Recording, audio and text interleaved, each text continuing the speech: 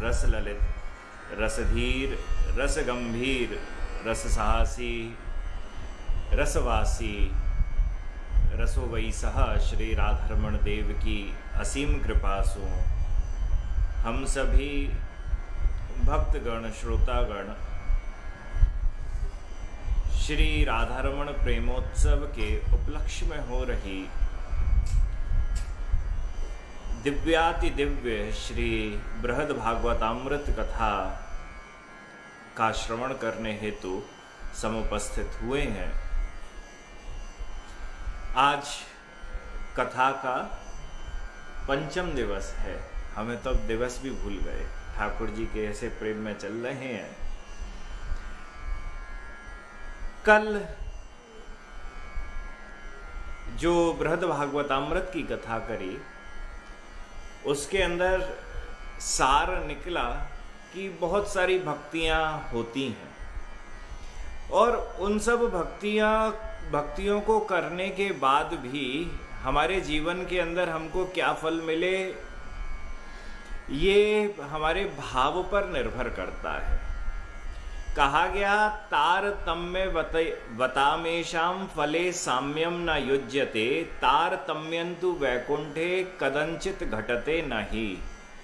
कि इन सब भक्तों में कौन कौन भक्त जिनकी चर्चा हुई कि काशी के राजा से कथा शुरू हुई, जहाँ नारद देव पहले गए, उसके बाद फिर दक्षिण देश के राजा के पास गए, फिर देवताओं की भक्ति को देखा, देवताओं की भक्ति को देखने के बाद इंद्र की भक्ति को देखा, इंद्र की भक्ति को देखने के बाद ब्रह्मा की भक्ति को देखा, ब्रह्मा की भक्ति को देखने के बाद वह आगे बढ़े, आगे बढ़ने के बाद महाराज भगवान शिव की भक्ति के बारे में ज्ञात हुआ। भगवान शिव की भक्ति के बारे में ज्ञात हो जाने के बाद भगवान शिव ने वैकुंठ की भक्ति, वैकुंठ के अंदर जो रहते हैं उनकी भक्ति की चर्चा करी, जिसमें महालक्ष्मी आदि की भक्ति जो है और भक्ति करके उनको क्या प्राप्ति हुई है उसकी चर्चा करी।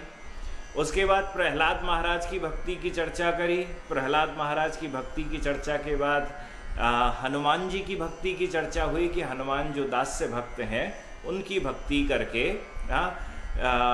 किस चीज़ की प्राप्ति होती है। परंतु हनुमान जी ने भी अपनी भक्ति के अंदर कई गलतियां बता दी और उन्होंने कहा कि मुझसे भी ज़्यादा श्रेष्ठ अगर किसी की भक्ति है तो वह पांडवों की भक्ति है। जब नारद देव पांडवों के पास गए और पांडवों की को कहा कि भगवान श्री कृष्ण आपके दूत बने, आपके सारथी बने, हाँ, और आपको हमेशा विनाशों से बचाया, आपके ऊपर जब जब कोई भी संकट आया आपको हमेशा बचाया, आपके द्वारपाल बने हैं, तब महाराज पंच पांडवों ने एवं कुंती देवी और द्रौपदी ने कहा कि हमारे ऊपर भी कृष्ण की कृपा नहीं है, हमारी भक्ति के अंदर भी कमी है। हाँ, उन कमियों के बारे में हमने सब चर्चा करी। करने के बाद पांडवों ने कहा कि हमसे ज़्यादा भक्ति अगर किसी की है, कृपा अगर किसी के पास है हमसे ज़्यादा कृष्ण की, तो वह कृपा है यदु वंशियों के पास, जो यादव गण है, जो द्वारका में भगवान श्री कृष्ण के पास रहते हैं, जो उन्हीं के संग भोजन करते हैं, संभाषण करते हैं, स्पर्श करते हैं। भगवान श्री कृष्ण को देखने का सौभाग्य कितनों को मिलता है और सामने खड़े हो जाए भगवान श्री कृष्ण, उनके संग बातचीत करें, उनका स्पर्श मिल जाए, उनके संग भोजन करने को मिल जाए तो बहुत बड़ी कृपा मानी जाती है। यहाँ एक बार भगवान सपने में दिख जाए तो मनुष्य बड़ा प्रसन्न हो जाता है, मेरे तो आज भगवान स्वप्नों में आए।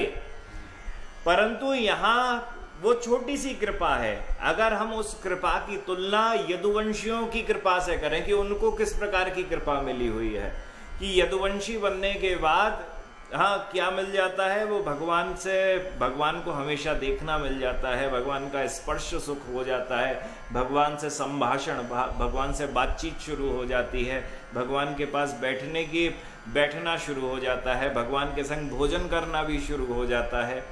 तो जैसे ही यदुवंशियों की इस कृपा का उत्कर्ष नारद देव ने सुना तो वह यदुवंशियों के पास गए। यदुवंशियों से जब उन्होंने यह वार्ता करी तो वार्ता करने के बाद सब यदुवंशी बोले कि हमारे ऊपर भी वह कृपा नहीं है जो कृपा उद्धव जी के पास है। क्योंकि उद्धव जी भगवान श्री कृष्ण के दूत भी हैं, मंत्री भी हैं, सखा भी हैं, और भागवत आदि कहती है कि भगवान श्री कृष्ण स्वयं कहते हैं कि मैं और उद्धव, मेरे और उद्धव के बीच में अणुमात्र का अंतर भी नहीं है। उद्धव जी के पास पहुंचे नारद देव उनकी चरण धूलि प्राप्त करने के लिए कि सबसे बड़े कृष्ण भक्त यही है। तब उद्धव जी, रुक्मिणी जी, देवकी जी, रोहिणी जी, यह सब ने कहा मिलकर कि हमारे पास भी वह कृष्ण की कृपा नहीं है जितनी कृष्ण की कृपा गोपियों के पास है। क्योंकि प्रेम जो होता है वह दो लोगों के बीच में होता है। हम भगवान श्री कृष्ण से कितना प्रेम कर रहे हैं और भगवान श्री कृष्ण हमसे कितना प्रेम कर रहे हैं। हाँ, प्रेम जो है वह दो व्यक्तियों के बीच का भाव है। तो उन्होंने कहा कि हम सबके पास अणु अणु मात्र ही प्रेम की कृपा वह दे रखी है भगवान ने, परंतु जो प्रतिदिन प्रतिक्षण भगवान श्री कृष्ण जिनका ध्यान करते रहते हैं, जिनके लिए रुंदन और क्रंदन करते रहते हैं और जिनसे मिलने की हमेशा लालसा लेकर रहते हैं, और भगवान श्री कृष्ण को साधने के लिए जहां हमने द्वारका के पास एक नव वृंदावन विश्वकर्मा से बनाया हुआ है, और वहां जब भगवान वृंदावन की बहुत ज्यादा याद करते हैं तो उस नव वृंदावन के अंदर भेज दिया जाता है कि कन्हैया तुम जाओ वृंदावन में चले जाओ। पर वहां पर यशोदा आदि सबके सब मूर्ति रूप में बैठे हुए हैं, नकली हैं, असली नहीं है, परंतु भ्रांति ऐसी हो जाती है भगवान श्री कृष्ण को कि वह वृंदावन आ चुके हैं। किसी को बहुत कुछ वस्तु, हमें याद बचपन के अंदर गोल्ड स्पॉट चलती थी, गोल्ड स्पॉट, एक वो कोल्ड ड्रिंक की बोतल चलती थी ना, बहुत पीते थे, हर बच्चा उस समय पे पीता था। 1980 के आसपास दशक की जो बात है, तो हम इतनी पीते दांत ना खराब हो जाए, सब ना हो जाए, तो उस समय पर परिवार में गोल्ड स्पॉट की बोतल के अंदर रसना भर के दी जाती थी, रसना भी चलती थी। हाँ, तो अब वो भी खराब है परंतु गोल्ड स्पॉट से थोड़ी सी सही है। तो किसी को वृंदावन की चाह हो, उसे वृंदावन नहीं दे पा रहे, तो अब भगवान को कैसे वो करें, तो एक नव वृंदावन की रचना द्वारका के पास कर दी। और कल उस कथा का वर्णन करा कि कैसे भगवान गोपियों के वियोग में होते हुए मूर्छित हुए, नव वृंदावन में जाके उन्होंने महाप्रेम के दर्शन कराए, और जैसे ही दर्शन करा तो जितनी भी पटरानियां थी वे वहीं पर बेहोश हो गईं। तो यहां कहने का अर्थ यह है, सबके द्वारा अगर कर्मों से देखा जाए तो भक्ति एक ही है, चाहे वो प्रहलाद ने करी हो, हनुमान ने करी हो, गोपियों ने करी हो, सबकी भक्ति एक है कर्मों के आधार पर। कर्म का अर्थ यहां पर यह है भक्ति का कर्म। हाँ, इसमें दो प्रकार के कर्म की चर्चा है। इसे ऐसा समझा जा सकता है कि एक कर्म होता है जो नियमों के आधार पर, जैसे कोई दाई हुई, आया हुई, बच्चे को संभालना है, तो वह बच्चे को जो संभालेगी उसके पीछे का उसका भाव ये होगा कि भाई इसे इतने बजे खाना खिलाना है, इसकी माँ ने बताया है इतने बजे इसे नहलाना है, इसे इतने बजे दूध पिलाना है, तो वो एक नियम का पालन करेगी। प्रेम नहीं है, प्रेम तो उसका लक्ष्मी के प्रति है जिसके कारण वह अधिकतर वह कार्य कर रही है। जरूरत उसकी जो है, मुख्य जरूरत जो है वह लक्ष्मी है। दूसरी तरफ उस बच्चे की स्वयं की माँ है। हाँ? माँ जब माँ जब वही सब कर्म करेगी पर उसके अंदर प्रेम भी मिला हुआ होगा। हाँ, वह लाड़ भी लड़ाएगी, हाँ, वह डांटेगी भी तो उसके अंदर भी लाड़ होगा। तो जहां पर कर्म का बोधन होता है, कर्म का बोधन क्या है, दो परिवार हैं, चाहे बहुत सगे संबंधी हैं, परंतु मैंने तो उसके लिए इतना करा, उसने मेरे लिए कितना करा। हाँ, जब उनका बुरा समय आया तो मैं उनके लिए वहां जाके खड़ा हो गया, परंतु जब मेरा बुरा समय आया तो उन्होंने मेरी तरफ देखा भी नहीं। तो यह है कर्म का बोधन। हाँ, कर्म का बोधन क्या कि आपने अपने कर्मों को गिनाया। प्रेम में कर्मों को नहीं गिनाया जाता है। कि माँ कितने वर्षों तक सोई नहीं अपने पुत्र की सेवा के लिए, हाँ, या किसी स्त्री ने कितना त्याग करा जब विवाह के पश्चात वह दूसरे घर के अंदर गई। हाँ, क्यों? क्योंकि वहां पर कर्म का बोधन नहीं है, वहां पर प्रेम है मुख्य। तो एक है जहां पर कर्म का बोध आ जाए कि मैंने यह करा, मैंने भगवान श्री कृष्ण के लिए ये सब करा, तो यह है कर्म का बोधन। इसमें प्रेम नहीं है। हाँ, इसमें प्रेम जरा सा भी क्यों? क्योंकि आप बता रहे हो। प्रेम के अंदर बताया नहीं जाता है, कर दिया जाता है। प्रेम विवश होकर व्यक्ति अपने आप स्वयं कर देता है। अब मां ने पुत्र को यह कभी नहीं जताया कि मैंने कितने 9 महीने तक तुझे किस प्रकार से अपने गर्भ में रखा, और फिर गर्भ पीड़ा के बाद तुझे प्रसव के द्वारा तेरा जन्म हुआ, उस जन्म के बाद मैं कितनी रात्रि को न सोते हुए मैंने तुझे पाला और पोसा है। ये मां कभी भी अपने पुत्र को नहीं बताती है, और पुत्र समझ भी नहीं सकता है, पुत्र या पुत्री समझ भी नहीं सकता है। क्यों? क्योंकि यहां पर प्रेम है, और प्रेम के अंदर कर्म जो होते हैं वह गायब हो जाते हैं, अदृश्य हो जाते हैं। अब वहां पर सिर्फ प्रेम ही विद्यमान होता है। वो जितनी भी चेष्टाएं होती हैं वह प्रेम रूपक ही होती हैं। तो ठीक उसी प्रकार से सब प्रकार के भक्त हैं। जिन सब भक्तों की हमने चर्चा बृहद भागवतामृत के आधार पर करी, जहां जहां पे नारद देव स्वयं गए थे, इन सबके कर्म एक हैं। सब वही नाम जप कर रहे हैं, सब वही कथाओं को सुन रहे हैं, सब में सब चीज एक है, परंतु एक चीज का अंतर है, और वह अंतर है उनके भावों का। भक्ति भाव की कही गई है ना, कि भक्ति भाव की है। तो इसमें कहा है कि इन सब भक्तों में भक्ति की समानता रहने पर भी परस्पर भावों का तारतम्य देखा जाता है। मतलब न्यूनता और अधिकतर भावों के अंदर देखी जाती है। इसलिए इन सबके द्वारा प्राप्त फलों में भी समानता उपयुक्त नहीं है। बहुत सारे लोग कहते हैं ना कि मरने के बाद जी हम तो ये स्वर्ग जाना है। नहीं, स्वर्ग कोई नहीं जाता है मरने के बाद। वो स्वर्ग में ही सबको चला जाना है, तो फिर बाकी बैकुंठ की, ब्रह्म में, ज्योत में मिल जाने की, नित्य धाम वृंदावन में जाने की फिर तो लालसा ही उत्पन्न नहीं होगी। फिर कर्म योग, ज्ञान योग और भक्ति योग, ये 3 योग जो 3 अलग अलग स्थानों पर भेजते हैं, फिर उनकी जरूरत ही नहीं है। फिर तो एक ही योग होना चाहिए, एक ही डेस्टिनेशन होनी चाहिए कि मरने के बाद एक ही जगह पर चले गए। परंतु सनातन धर्म के आधार पर मनुष्य की आत्मा एक स्थान पर जाती नहीं है। किसी ने बुरा कर्म करा, हाँ, मरते हुए जाए, उसने भगवत नाम ले लिया तो भी स्वर्ग पहुंच गया, और जिसने जीवन भर भक्ति करी वह भी स्वर्ग पहुंच गया। तो बताओ भैया, तो उसे अच्छा काम करने की क्या जरूरत है? वह भी जीवन भर बुरा काम करे, हाँ, और मरते मरते भगवान का नाम ले ले, बस वह भी स्वर्ग में पहुंच जाएगा। तो यहां पर कहा कि सब भक्तों ने अपनी अपनी भक्ति करी है, और वह सब भक्तियां बाहर से, बाह्य अवस्था से एक जैसी दिखती हैं, परंतु इनके भावों के अंदर जरा सा अंतर था। और उन सब अंतरों के कारण, हाँ, उनके भावों के अंतरों के कारण उनको क्या प्राप्त हुए? अलग अलग स्थानों की प्राप्ति रही।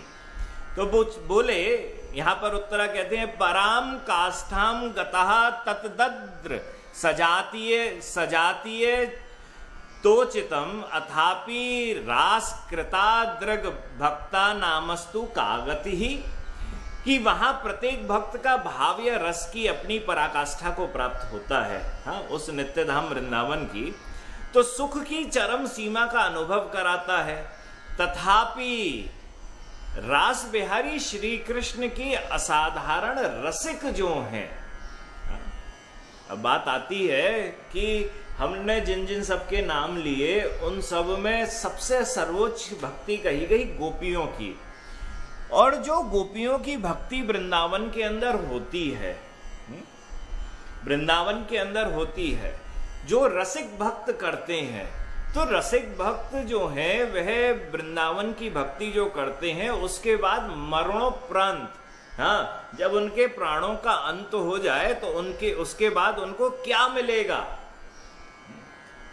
और बोले कि ये सर्व नैर्परिपेक्षेण राधा दास्य छव परम संकीर्तयन्ति तन्नाम तादृश प्रियता मया।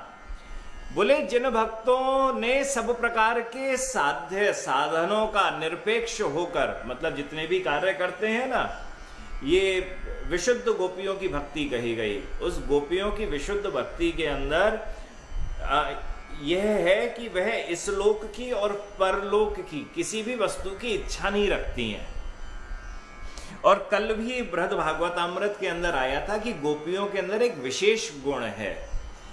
वह क्या गुण है कि वह भगवान श्री कृष्ण की ही एकमात्र प्रसन्नता चाहती हैं, और भगवान श्री कृष्ण की प्रसन्नता में वह अपनी प्रसन्नता भी नहीं ढूंढ रही है।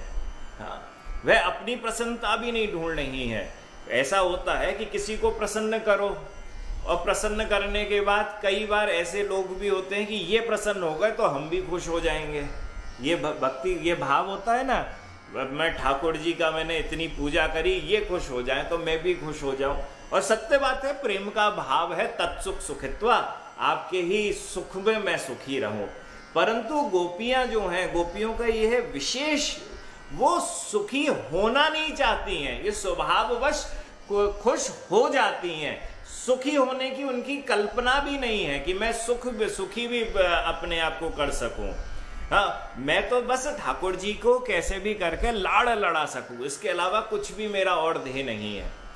तो बोले जिन भक्तों के अंदर, ऐसे रसिक संतों में, ऐसे रसिकाचार्यों में, ऐसे वृंदावन की भक्ति करने वाले उपासकों में, जिसमें कहीं पर भी लेश मात्र की कोई सी भी इच्छा जागृत नहीं होती है, मन में ये नहीं होता है कि मैं ये कर दूं जिससे भगवान खुश हो जाए और उससे मैं खुश हो जाऊं, मैं तत्व जहां पे बिल्कुलतः रूप से नष्ट हो जाता है, ऐसी राधा दास्य की इच्छा अगर जिसके अंदर होती है, वैसे प्रेम निमग्न होकर सदा उनके नामों का संकीर्तन जो करते रहते हैं, वह वैकुंठ आदि में तो जाना नहीं चाहेंगे, क्योंकि वहां तो साधारण भक्त पहुंच जाते हैं।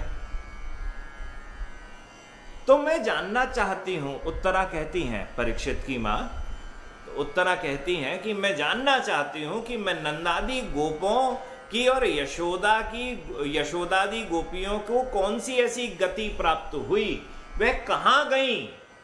हाँ, जब भगवान अपनी लीला का संवरण करके जब जाने लगे तो वह कहां गई, और वहां, क्योंकि वह वैकुंठ तो नहीं गई होंगी, वैकुंठ में तो मुक्ति मिलती है, मुक्ति तो वहां पे बहुत सारे लोगों को मिली है, कई असुरों को भी मिल गई मुक्ति। तो जो असुरों को भी मुक्ति मिल गई, भगवान के प्रहलाद आदि को भी मुक्ति मिल गई, हाँ, पांडवों को भी मुक्ति मिल गई। बोले पर जो विशेष जहां पर प्रेम है गोपियों का और श्री कृष्ण का, या ब्रजवासियों का और श्री कृष्ण का, तो उनको क्या गति मिली, इसके बारे में तुम मुझे बताओ परीक्षित। तब भगवान, अच्छा, इसके अंदर सबसे विशेष चर्चा भी है कि ये प्रथम रसिक हुए आपन तब रस की रसिकन पे सुनी बात, नीरस कवि सब वक्ता श्रोता बिन समझे झुक जात, ब्याहे नहीं बरात भात बिन खाए क्यों इतरात, गांठत कूर कान सो चूतर कहे आए अनखात, प्रेम प्रताप माधुरी महातम मिलवत सठ न लजात, सात छान को फूस पिट भरा अंधेरे पशु लो खात। बड़ी प्यारी बात कही है यहाँ पर रसिकाचार्यों ने, कहा है कि सर्वोपरि रस जो वृंदावन को रस होवे है, वह रस प्राप्ति के ताई उपाय बताते भय आपने कहो कि भैया पहले तुम यावत कर्म धर्म लोक वेद महात्म तथा ईश्वरता इन सबन को सुख स्वादन की लालसा को छोड़ दो, कि मुझे स्वर्ग को सुख चाहिए, मुझे ये लक्ष्मी चाहिए, मेरे जीवन से दुख चलो जाए, किसी प्रकार की पीड़ा ना होवे, ये सब का छोड़ने छोड़ दो। गोपियां तो नरक में जाने को तैयार हैं अगर ठाकुर जी के सिर को दर्द सही है जाए उनकी चरण धूरी सु। तो बोले नरक में तो बड़ो दुख है। हाँ, 28 नरकन की जहाँ चर्चा करी गई, गरुड़ पुराण के अंदर जहाँ 84 आदि नरकों की चर्चा करी गई, उस नरक के दुखन को, पीड़ा को सुन के ही व्यक्ति डर जाए है। हाँ, हमारे भागवत जी में जहाँ नरकन की चर्चा है वहां में तो कहें कि वो कीड़ा मकोड़ा मार दियो तुमने, पेस्ट कंट्रोल वाले बुलाए के, वो गुड नाइट जलाए के, ऑल आउट जलाए के। बोले कोई बात ना है, नरक में जाओगे, वो नरक को नाम तो याद ना है। बोले बा नरक में जितने भी वो कीड़ा मकोड़ा है जिनको तुमने मारो है, वो तुम्हें डसते रहेंगे हजारों वर्षों तक। बोले तूने हमें मारो, कोई बात नहीं। अब जी भाई, अब ये कर्म है ना, आपने कर्म करा। जब भावसु बोले कि हम यहाँ पर बड़े, हमें हमेशा दुख लगे हैं और हमारा दुख हमको सर्वश्रेष्ठ लगे है कि हमसे ज्यादा दुखी और कोई भी ना है। अब किसी भी भावना को दुख हो ही सके, तो बोले कि ऐसे सब दुखी हैं और दुखी में का हुए इच्छा हुए सुख की प्राप्ति की। हाँ, तो बोले कि जा कर्म धर्म लोक वेद महात्म ईश्वरता की मुझको भगवान मिल जाए, यह भी भावना को छोड़ दो कि मुझे बाकी दर्शन मिल जाए। नहीं, दर्शन करके कोई ना सुधरो जीवन के अंदर। बृहद भागवतामृत के अंदर भी है, उपाख्यान आवे है कि दुर्योधन ने भगवान को बहुत बार देखो परंतु बाकी बुद्धि सुधरी का। कंस ने भगवान को देखो, बाकी बुद्धि सुधरी। कंस के पहलवानन ने भगवान को देखो, उनकी बुद्धि सुधरी नाय सुधरी। हिरण्याक्ष ने नरसिंह को देख लियो, हिरण्याकश्यपु ने नरसिंह को देख लियो, हिरण्याक्ष ने वराहदेव को देख लियो, राजा बलि ने उनको वामन देव को देख लियो। इन सबन की बुद्धि सुधरी का। जितनी पूतना आई, जितने भी अघासुर तृणावर्त सबके सक्टासुर आदि आए, हाँ, इन सबन की बुद्धि कन्हैया देख के सुधरी का। बोले अगर आँखन से देखने के बाद, कन्हैया को देखने के बाद बुद्धि सुधर जाती तो सबर के सब भक्त है जाते। वह महाभारत को युद्ध है, इतने सारे वहां सब कौरव खड़े हुए हैं, ठाकुर जी ने इतना बड़ा रूप बनाए के गीता को उपदेश देना शुरू करो, परंतु सब कन्हैया को ही तो देख रहे हैं, कन्हैया को देख रहे हैं, परंतु किसी की बुद्धि ना है सुधरी।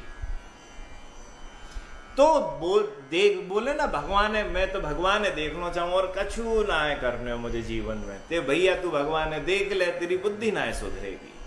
तो बोले बुद्धि तो सुधरे है प्रेम सु।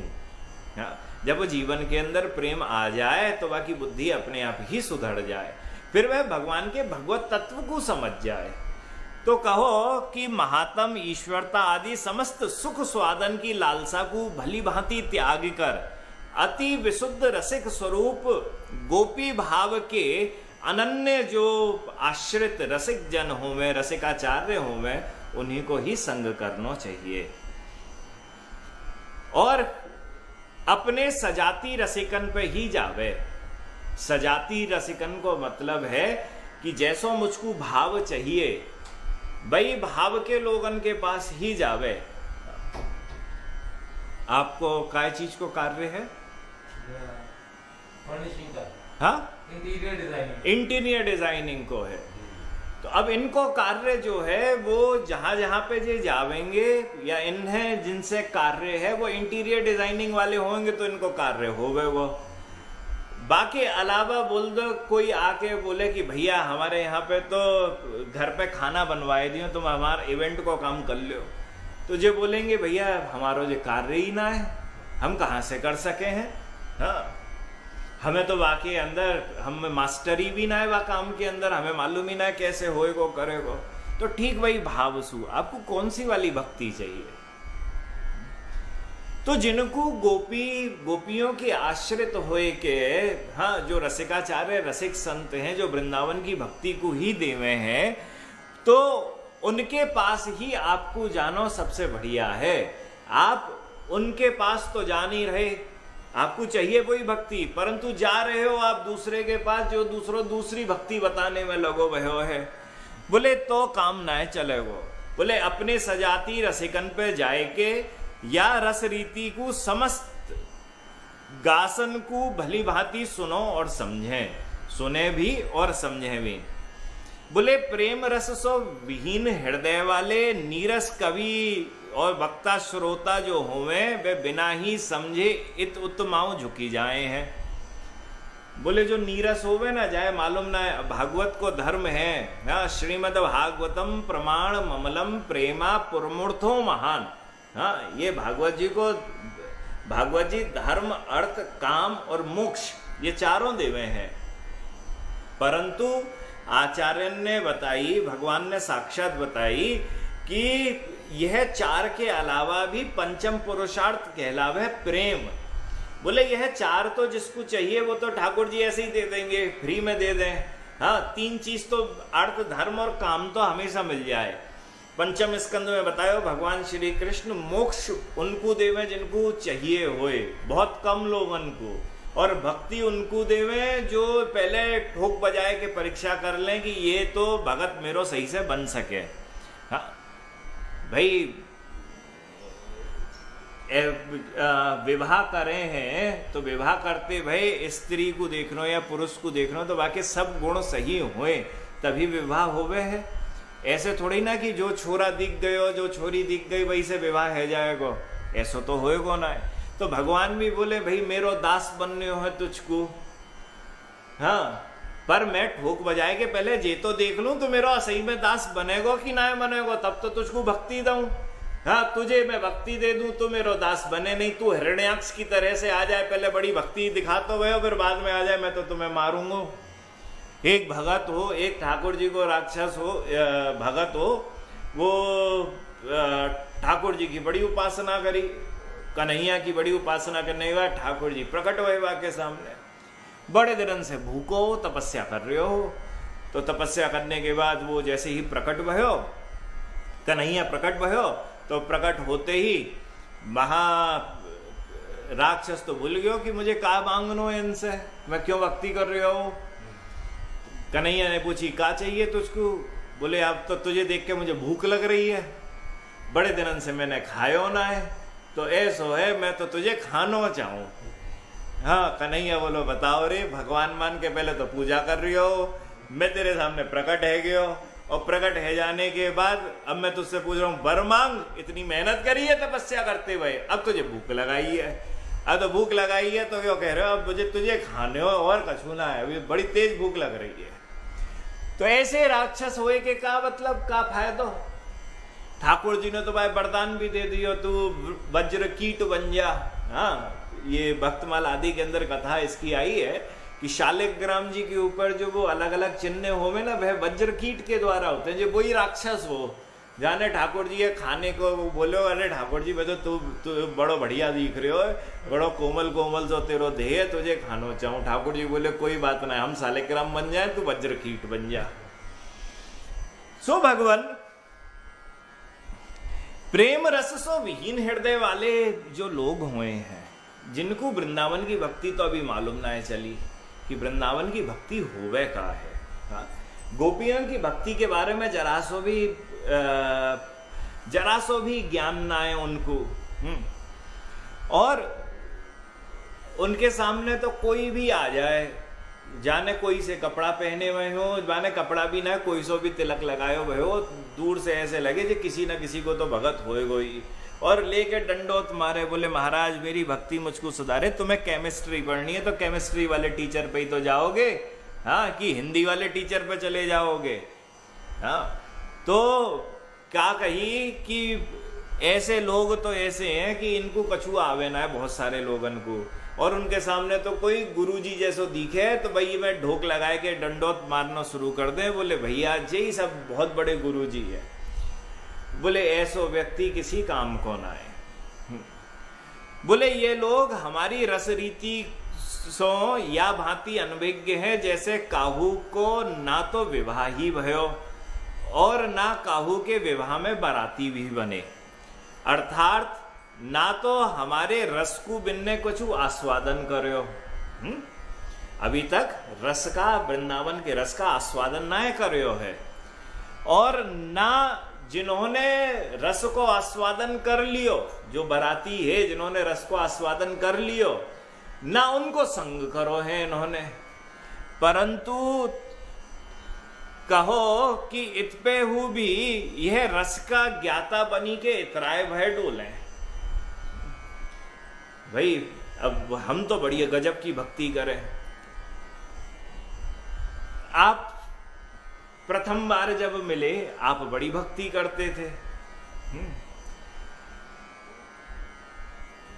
आपके अंदर वह भाव नहीं था, पर बहुत सारे ऐसे आप हमारे संग गए हो, पूरे उधर भ्रमण करा है, और भ्रमण करते हुए आप बहुत सारे ऐसे भक्तों से मिले हो जो बड़े इतराते हुए डोले कि हम बड़ी भक्ति करें। हाँ, अब मिले हो ना, अनगिनत लोगों से मिले हो ऐसे। और वृंदावन की तो हम जब वो वृंदावन और वृंदावन की महिमा की जरा सी चर्चा करें तो वो कितनों सारों मुंह खोल के बतावें, अरे वृंदावन की भक्ति तो हमसे ज्यादा कोई जाने ही ना है। हाँ, और मैं तो वृंदावन के भाव में हूं, परंतु जब उनसे बातचीत करी जाए तो मालूम चले वृंदावन को भाव तो उन्हें कछु आवे ना है। हाँ, ठेंगा ठेगा सो दिखे करे, बिल्कुल खाली खाली दिखे।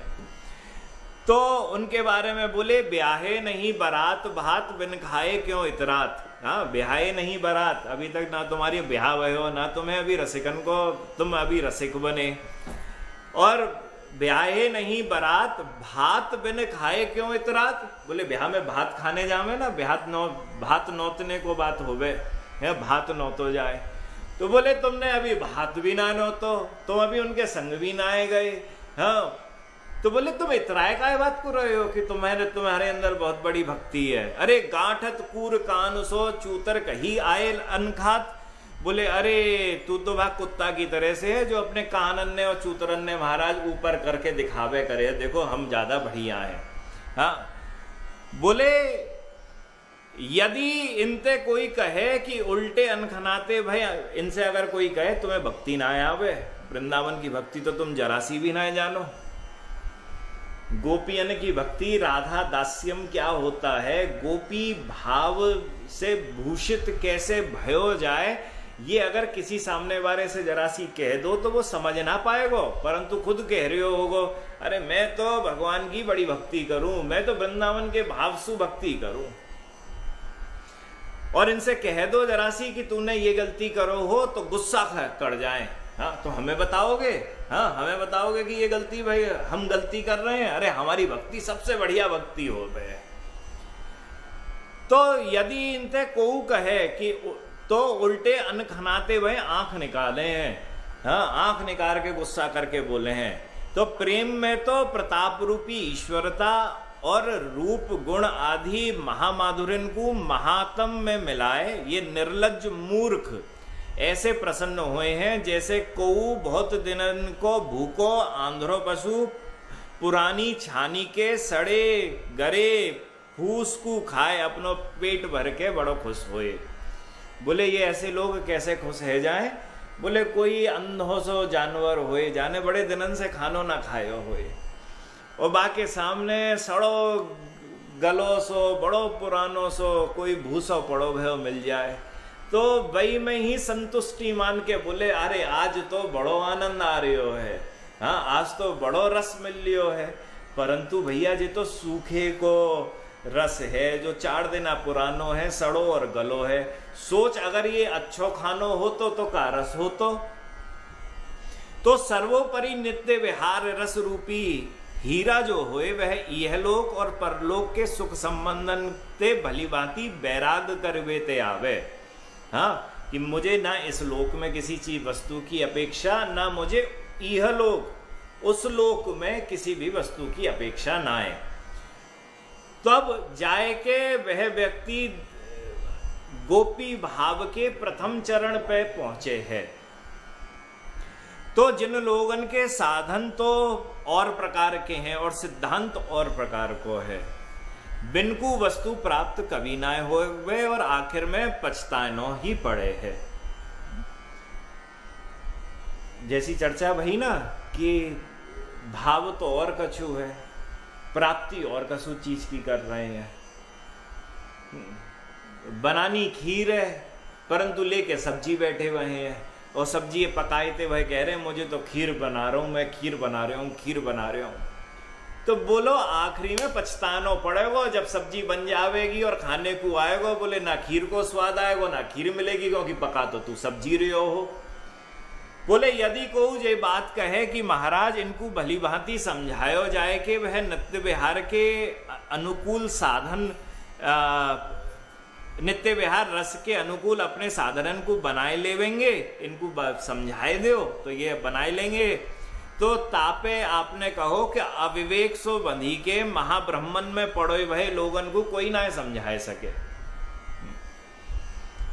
जिनको बहुत सारी इच्छाएं लगी हुई हैं उनसे खूब कह दो कि भूखे रहने में बड़ो आनंद आवे, पर भाई तो रोज खाना खाने हुए। जैसे एकादशी पे व्रत होए तो बोलो जाए कि भैया कल निर्जला एकादशी को व्रत है, निर्जल रही हो। आज कुछ भक्तन को हमारे पास वो आयो, कल महाराज जी परिक्रमा मार्ग में जल पिलवाने की व्यवस्था करवाइए। मैंने सोची हमारी एकादशी को नाम ही निर्जल आए, आज के दिन जल को त्याग कर दियो, परंतु वह मैं जल को सेड़ दियो। इन्होंने बोले ना जल सबन को पिलाइयो। तो मैंने हाथ जोड़ के बोली कि कल तो निर्जला है, वो भी वृंदावन की निर्जला है, थोड़ो सो तो भाव थोड़ो सो तो देख लियो। हाँ, मतलब उन्हें प्रेरित करो कुछ निर्जल करने के ताई। तो समझ में भी आया तुम उनके भाव में कहीं ना कहीं से सहायता कर रहे हो उनको आगे बढ़ाने की। तो ऐसी भावना भाई कि वह आपस में लोग बोले आए के कि वो महाराज जी हर कोई निर्जला थोड़ी ना रखे, वो हर कोई निर्जला थोड़ी ना रखे। और बोले सामने वाले तुम समझाए भी ना सको, क्योंकि कछु तो व्रत करे निर्जल को, कछु व्रत करें जल पी के, कछु व्रत करें फल खाए के, कछु व्रत करें व्रत को खानो खाए के, कछु व्रत करें 5 बार महाराज व्रत को खाए नो खाए के, और कछु व्रत करें आधो व्रत और आधो खानो खा के, और कछु व्रत करें है गयो व्रत धर रखे, एकादशी तो आती जाती रहे हमें तो खानो खिलाए दे। ऐसे सब भाव वाले हैं ना। तो ऐसे भाव में भगवान ऐसे अविवेकी जो लोग हैं जिनको समझाया नहीं जा सकता है, हाँ, और महाब्रह्मन में परी के मतलब वह अपने आप में ही उनके फ्यूज उड़े हुए हैं, उन्हें मालूम ही नहीं उन्हें करनो का है और कैसे करनो है। उन्हें तो किसी ने बोल दी नहीं जे चीज कर लियो, हाँ, तो बस वही चीज को ही अपनो सर्वोपरि अधिकार मान के वही वस्तु को कर रहे हैं। किसी व्यक्ति ने किसी से कही जा जगह पे खानो बड़ो अच्छो मिले है और तू वहां जाके जे खाने को खइयो बड़ो स्वाद आवे होवे ना, जैसे बा ढाबे पे बड़ो बढ़िया खानो होगो, बा रेस्टोरेंट को बड़ो बढ़िया खानो होएगो, तो किसी ने कही हो कि बा जगह पे ऐसो खानो कि उंगली चाटते रह जाओगे, जे वहां पे पहुंच गए। ऐसे लोग होंगे और वहां पे पहुंचे, अब 20 साल से बस वही जगह पे ही जा रहे हैं। हाँ, अब दूसरो व्यक्ति आए के उनसे कहे कि भाई बात से भी बढ़िया दूसरे रेस्टोरेंट या ढाबे पे खानो है, परंतु वह तो अविवेकी सोबधी, मतलब ना ये जो है जई में मुझको सुख है, इससे ज्यादा सुख हमको चाहिए नहीं और इससे अब सुख की चाह नहीं है। और महाब्रह्मन में परी के बोले मैं तू 4 लोग आके हमसे 4 जगह की कहते हैं बा जगह को खानो बढ़िया है, बा जगह को खानो बढ़िया है, बा जगह को खान, अरे हमारा दिमाग कंफ्यूज है जाए वो, मतलब कहाँ जावे, हम तो जहाँ पे बंध गए वहीं बंध गए। तो ऐसे बहुत सारे भक्त होते हैं जो जीवन में कभी ना कभी कोई ना कोई देवता पे बंध जाते हैं। और बा देवता पे बंधी के अगर कोई गुरुचरण, कोई साधु, कोई संत, कोई रसिकवर उनसु आके कहे है कि भैया रे जैसे भी ऊपर कोई भक्ति है उसको देख तो सही, उसे समझ तो सही, तो या तो अविवेक पूर्ण होए के कि भाई हमें तो बस यहीं तक है और विवेक की जरूरत नहीं है, या दूसरों वह महाब्रह्मन में पड़ी के बोले महाराज आपसे पहले दूसरे आए थे, वो दूसरी वाली भक्ति, भाई यही तो हो पहले आपके यहाँ पे जो जो मिल जाते वो अपनी अपनी बात करते रहते थे, और जिनने जो बात करी वो हैंस इट इज प्रूव्ड कर देते कि बस हमने जो बताया हो है वहां से बड़ी भक्ति का छू भी ना है, और बा देवता से बड़ी भाई कोई ना है। तो जे लोग ऐसे संदेह करे हैं जिनको मिटवो ही कठिन है, उनको उनके संदेह को मिटायो ना जा सके, उनको समझायो ना जा सके। तो बोले जिनको समझायो ना जा सके उनको ये भक्ति देने की जरूरत नहीं है। तो वृंदावन की भक्ति जो हुए उसको दो जिसके अंदर राधा कृष्ण की चाह उत्पन्न हो जाए। अविवेकी को कभी भी मत दो, जो महाअंधकार के अंदर बैठो वह उसको कभी मत दो। वो जहां है जैसे है वह इसी कारण से वहां पर है क्योंकि वह अभी तक इस वस्तु से ऊपर कौन सी वस्तु है इस भावना के लिए अभी तक उसके अंदर जिज्ञासा ही उत्पन्न नहीं हुई है। तो भगवान ताहू पे अभिमान रूपी दरबान इनके हृदय पे ऐसो जबरदस्त बैठ गयो है। का होए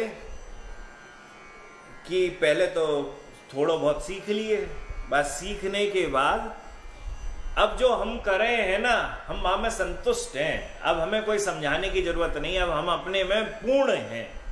अगर भक्ति में यह भावना आए जाए कि हम अपने में पूर्ण हैं तो भक्ति वहीं समाप्त हो जाए है, भक्ति फिर आगे न बढ़े कभी भी। हाँ, तो कहो कि अभिमान रूप दरमान इनके हृदय में जबरदस्त इन्होंने बैठाए रखे हो। जबरदस्त मतलब ये हटने को भी बिल्कुल इनमें इनको मन ना की जाए, दरमान को हटाए दे, जो कि ज्ञान की बातन को बुद्धि ताऊ पहुंचने ही ना देवे। व्यक्ति सु अगर बात करो रस की, वृंदावन के रस की, प्रेम रस की, विशुद्ध प्रेम रस की कि गोलोक वृंदावन कहां पर है और उस गोलोक वृंदावन में किस प्रकार के रस की अनुभूति प्राप्त होती है और जीवन में मरणोपरांत हमको क्या मिलता है और हम राधा कृष्ण की सेवा निरंतर रूप से करते हैं, यह भावना हमको प्राप्त होती है। साक्षात तौर पर वो जहां मरणोपरांत जो सेवा प्राप्त होगी वो पहले ही हो जाती है। मतलब मैं राधा रानी की यह गोपी हूं और यह गोपी होने के बाद मैं जिस सेवा को यहाँ पर मन के भाव सु मानसी सेवा से कर रही हूं, मरणोपरांत वही सेवा मुझे नित्य धाम के अंदर प्राप्त हो जाती है। जे बुद्धि में घुस ना पावे है जे ज्ञान की बात, सो भगवान ऐसे ईश्वरता के मूल साक्षात लक्ष्मीपति हूं या रसते ताई ललचाते ही रह जाए हैं, यद्यपि स्वयं राधा कृष्ण जो ही है। बोले लक्ष्मीपति नारायण जो है वह इस वृंदावन के भाव को प्राप्त न कर पाए हैं। लक्ष्मी भी हाँ वृंदावन के दूसरी तरफ तपस्या करती भाई यहाँ राधा कृष्ण की प्राप्ति करने की, वृंदावन के कृष्ण की प्राप्ति करने की बड़ी चेष्टा कर रही है। अब कहो इन्होंने यहाँ कहो कि दोनों तत्व की दृष्टि से एक ही हैं, परंतु रस की दृष्टि से बड़ो अंतर है। रस की दृष्टि से अंतर ना हो तो लक्ष्मी कभी नारायण को ना छोड़ती, नारायण को छोड़ती। कृष्ण और नारायण बिल्कुल एक हुए थे, विष्णु और कृष्ण एक हुए थे, तो क्या लक्ष्मी विष्णु को छोड़ के वृंदावन के पल्ली तरफ बैठ के तपस्या करती? ना करती ना। तपस्या काहे कर रही है?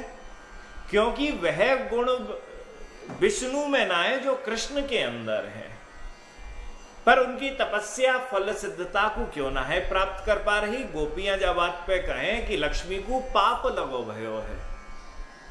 हाँ, भागवत के अंदर कहवे दसम स्कंद में कि गोपियां कहवे कि लक्ष्मी को, ब्रह्मा को और शिव जी को पाप लगो भयो है।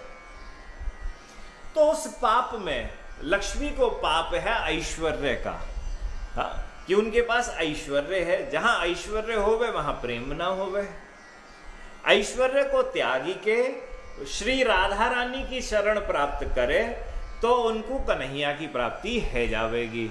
वो क्या कर रही है, जिनको घर वृंदावन राधा रानी उनकी उपासना है छोड़ के कन्हैया की प्राप्ति करने की चेष्टा कर रही है। जो वृंदावन में रह रही हो है, कन्हैया कहवे जगह पे एंट्री तो तब होवेगी जब राधा रानी की अनुमति होवेगी। मेरी एंट्री भी तभी वही जब राधा रानी ने मुझे अंदर बुलायो हो। तो लक्ष्मी तुझे तो मैं अंदर बुला ही ना सकूं और तेरो ऐश्वर्य भी ना छूटो। तो जा ब्रज में बसिवे के कारण जो व्यक्ति यह ब्रज में बस जाए है वह नित्य विहार रस की विरह वेदना ही अनुभव करे है। अर्थात श्री जुगल इतेक अति ऊंचे सर्वोपरि महाप्रेम रस विलास के महानुरागी हैं कि निरंतर परस्पर प्राण सो प्राण मन सो मन अंगन सो अंग रोम से रोम एवं अनिमिष अखियंते अनादिकाल ते यहाँ पर ब्रज विहार प्रेम विहार कर रहे हैं। तोकू बिनके प्राण मन नाई अघावे। इसको अर्थ है कि ठाकुर जी जा वृंदावन में आज भी नित्य रास कर रहे हैं। और यह रास कब से चल लियो है, यह रास सदियन से चल लियो है, युग युगांतरन से चल लियो है, नित्य चल लियो है। और इसमें ठाकुर जी अपने प्राणसु प्रिया जी के संग प्राण मिला लेते हैं, मन से मन मिला लेते हैं, अंग से अंग मिला लेते हैं, रोम से रोम का मिलन होता है। परंतु इसके बाद भी भाई 2 दिना प्रेम कर लियो, 3 दिना प्रेम कर लियो, पति ही पूछे पत्नी सु काहे बात को प्रेम कर रहे हो इतनो, पत्नी पूछ ले पति सु तुम इतनो काहे प्रेम कर रहे हो, कितनी दिनों तक प्रेम कर लोगे। यहाँ कहवे हैं कि यहाँ विशुद्ध स्थली पर, इस लीला स्थली पर ठाकुर जी अनंत कालन से प्रिया जी को लाड़ लड़ा रहे हैं और प्रिया जी लाल जी को लाड़ लड़ाए रही हैं। और यह लाड़ लड़ाते भये उन्होंने उनको हृदय से प्राणन को ही एकमात्र मिलन ना है, अंग से अंग को मिलन है, रोम से रोम को मिलन है, मन को मन से मिलन है, प्राणन को प्राणन से मिलन है।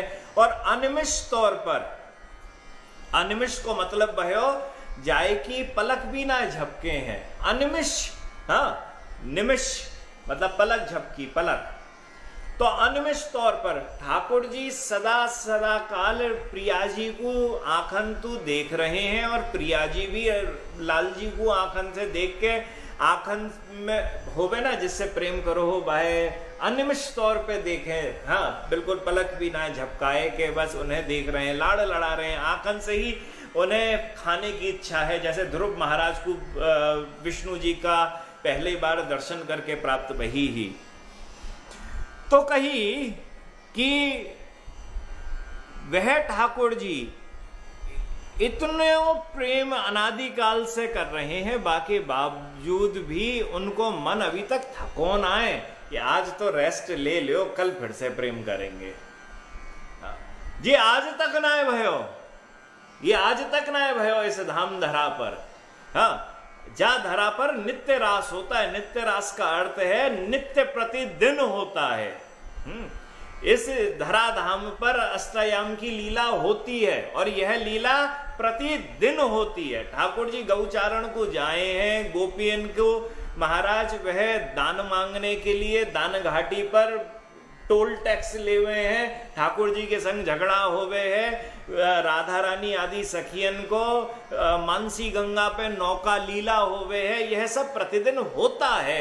कुसुम सरोवर पे ठाकुर जी महाराज राधा रानी को फूल चुनने गई हैं तो उनको रोके हैं, यह प्रतिदिन हो रहा है। राधा कुंड में महाराज वह दोपहर की लीला कर रहे हैं, यह प्रतिदिन हो रहा है। ठाकुर जी उनका चरण वंदन कर रहे हैं, प्रिया जी उनकी सेवा कर रही हैं, प्रतिदिन हो रहा है। उसके बाद भी थक नहीं रहे हैं, इसके बाद भी थक नहीं रहे हैं। तो बोले फिर वे पद पद पे स्थूल विरह वियोग को सहते वह निज मनते कैसे फूली सके है। बोले कोई व्यक्ति यहाँ पे आ ही जाए और आने के बाद ठीक है जरा विरह की भावना था बाकी मालूम चल जाए, परंतु यहां आए के विरह कहां से है जाएगो।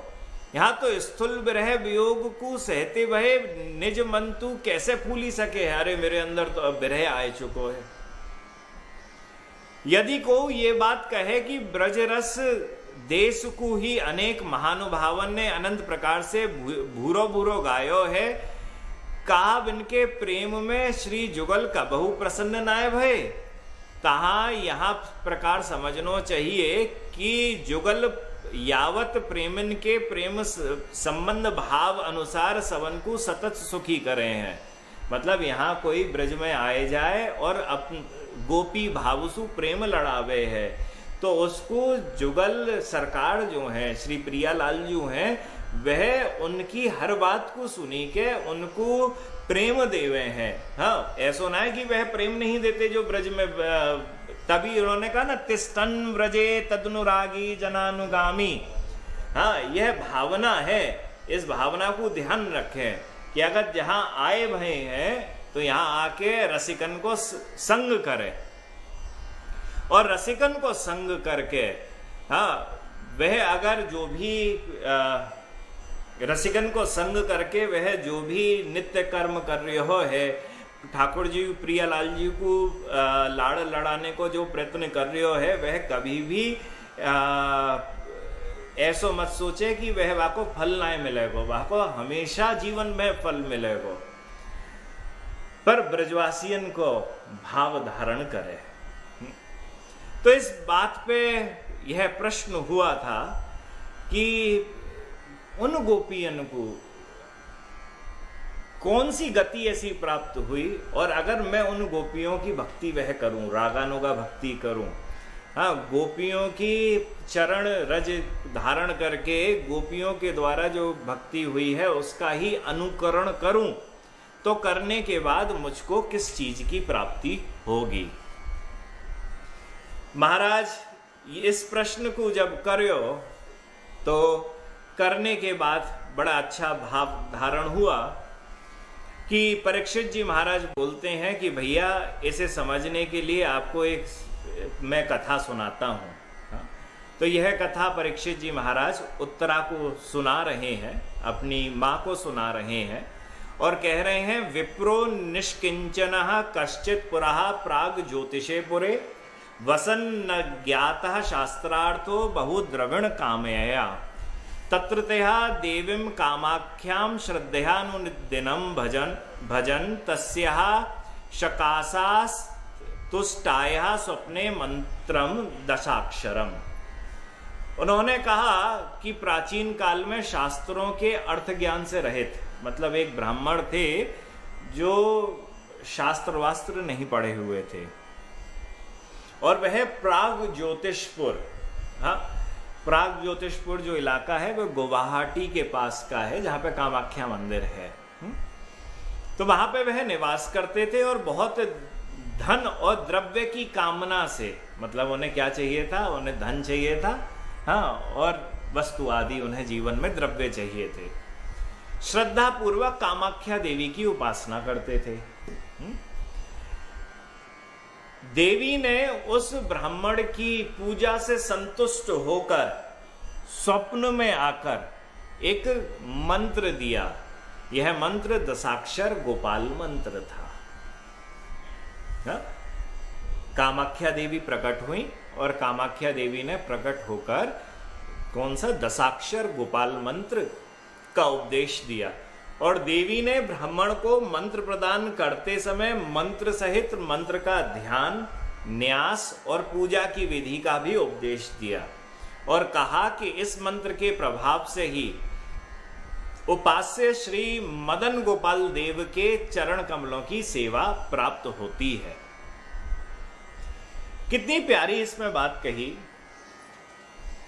श्री चैतन्य महाप्रभु को भी कौन सा मंत्र प्राप्त था? बोले दशाक्षर गोपाल मंत्र प्राप्त था।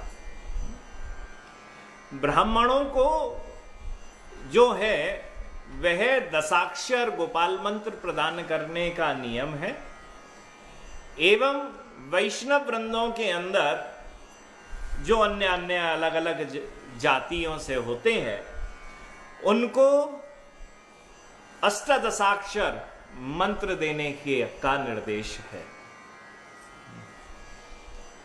वृंदावन की भक्ति अगर करी जाती है तो वह गोपाल मंत्र के द्वारा होती है, और यह बात और कोई नहीं कह रहा, साक्षात कामाख्या देवी उस ब्राह्मण को मंत्र देते हुए कहती हैं कि देवी ने ब्राह्मण को मंत्र प्रदान करते समय मंत्र सहित मंत्र का ध्यान, मंत्र का न्यास, मंत्र और पूजा की विधि का उपदेश दिया और कहा इस मंत्र के प्रभाव से ही उपास्य श्री मदन गोपाल देव के चरण कमलों की सेवा की प्राप्ति होती है।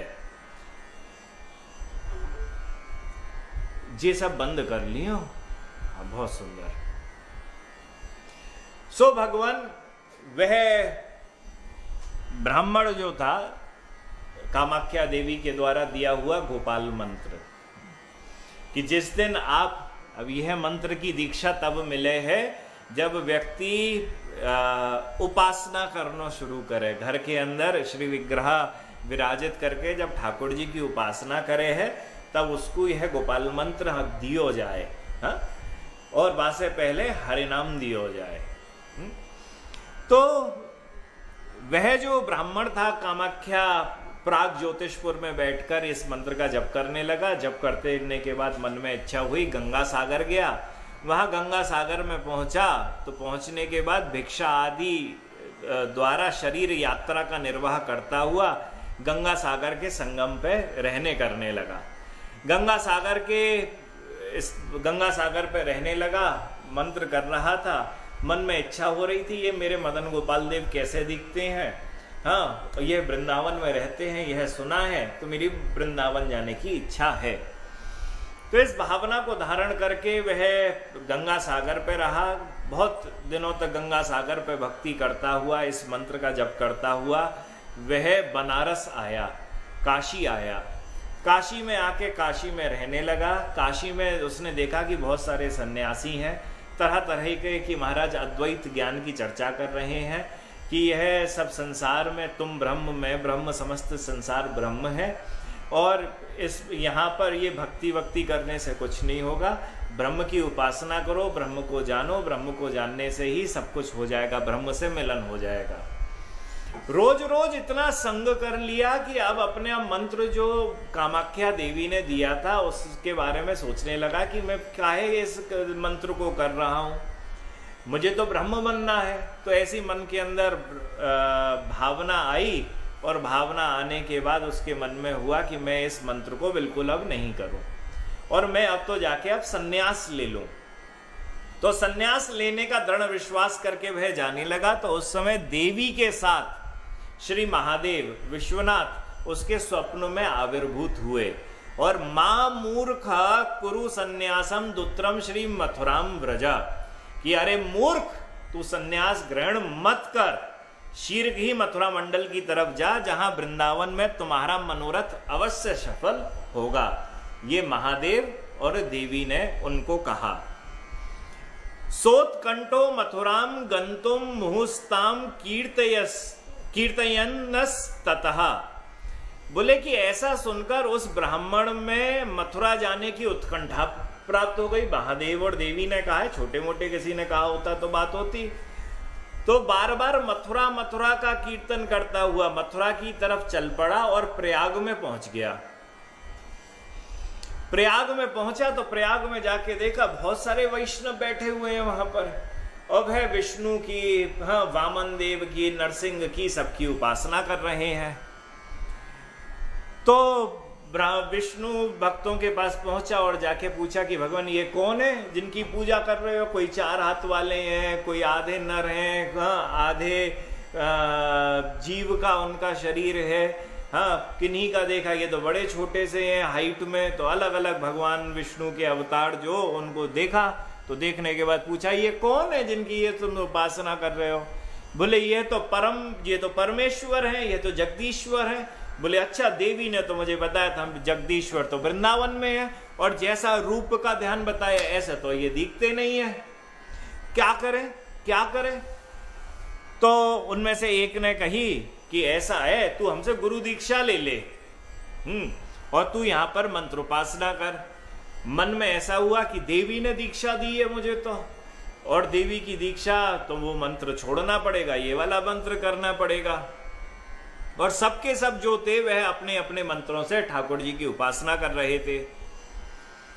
तो तथापि प्रत्यभिज्ञेयम तस्य न स्यात् चेतसः मद देवो जगदीशोयम माधवोपि सताम प्रभु, कि वह इतना उसे पूर्ण ज्ञान नहीं था, और अर्थात यह मेरे ईश्वर हैं, यही जगदीश्वर हैं, यही मेरे उपास्य हैं, यही माधव है, तथा इन्हीं वैष्णवों द्वारा जो पूजित विग्रह हैं, इस प्रकार का भी पूर्णतः ज्ञान नहीं था उसे। तो ऐसा ज्ञान ना होने पर, और सामने देखा उसने कि ये मेरे प्रभु आधे नर और आधे सिंह, मेरे जो मदन गोपाल हैं, जो वृंदावन के कृष्ण हैं, रास रासेश्वर हैं, वे आधे नर और आधे सिंह भी नहीं है, वामन भी नहीं है, मीन भी नहीं है, हाँ कूर्म भी नहीं है, वराह भी नहीं है।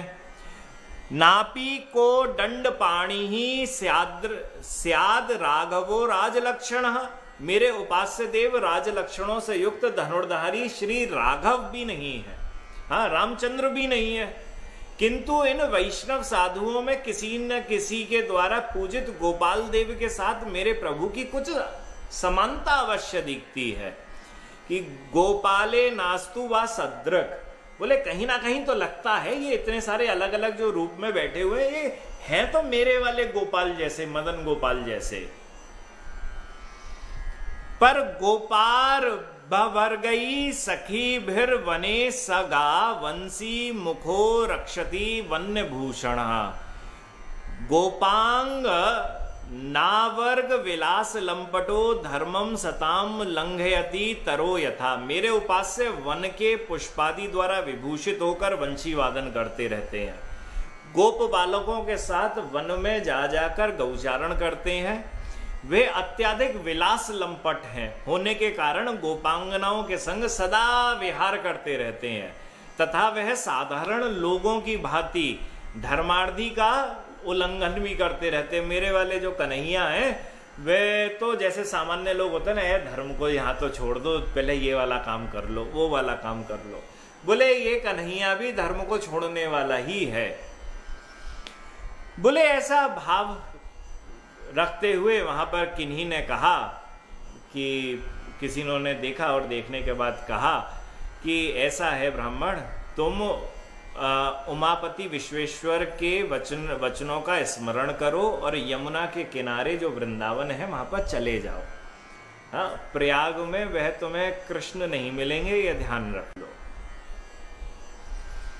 वहां वृंदावन में तुम्हें मेरी वहां पर असाधारण आनंद की प्राप्ति होगी, और तुम मार्ग में कहीं भी किसी प्रकार का विलंब मत करना। ऐसा मत करना कि अब कहीं और जाके रुक जाओ फिर तुम्हारा मन भ्रमित हो जाए, कहीं और जाके रुक जाओ फिर तुम्हारा मन भ्रमित हो जाए। हाँ, ऐसा मत करना। अब तो सीधे प्रयाग से सीधे धाम वृंदावन के लिए जाओ, और वहां पे जाओगे तो तुम्हें मदन गोपाल देव भगवान श्री कृष्ण की तुम्हें प्राप्ति हो जाएगी। महाराज भागे भागे प्रयाग से वह वृंदावन की तरफ आए। वृंदावन में आए तो आने के बाद जब घोर अंधकार युक्त वन में किसी को नहीं देखा, तो वहां पर कहीं उन्हें रोने की आवाज सुनाई दी। किसी कुंज में से रोने की आवाज सुनाई दी तो मन में हुआ कि कौन रो रहा है यहां पर। यह भावना को धारण करके ढूंढने लगे। ढूंढते ढूंढते कोई नहीं मिला तो मन को एकाग्र चित्त करा, और एकाग्र चित्त करके यह पता लगाने की कोशिश करी ये आवाज कौन सी दिशा से आ रही है। तो जिस दिशा से वह आवाज आ रही थी उस दिशा की तरफ जाने लगे। वहां गए तो देखा कि उस ब्राह्मण ने देखा कि यमुना के तट पर कदम्ब के कुंज में अति सुकुमार अंगों वाले गोप वेश भूषा धारण किए हुए एक सुंदर किशोर मूर्ति गोप कुमार का दर्शन है। वह रो रहे हैं। रो रहे हैं तो ब्राह्मण ने सोचा अरे जी कन्हैया है, गोप वेश धारण करा हुआ है, कदम कुंज के अंदर बैठे हुए हैं। तो जैसे ही इस भावना को धारण करा तो परंतु वहां जो बैठे हुए थे उन्होंने कहा नहीं नहीं, हाँ हम कोई भी वो कृष्ण नहीं है। तब महाराज वह जो गोप कुमार उन्हें मिले, उन गोप कुमारों ने यह पता लगा लिया कि इनकी यात्रा आध्यात्म जीवन की क्या रही है और ये कहाँ पर अभी तक आके ये क्या कर रहे हैं।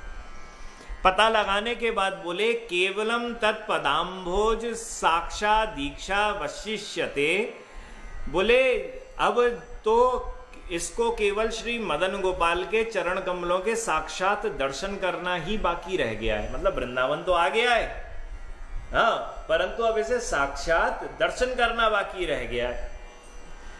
बोले तज्जपेर हति ना सक्तिम किंतु तन नाम कीर्तने।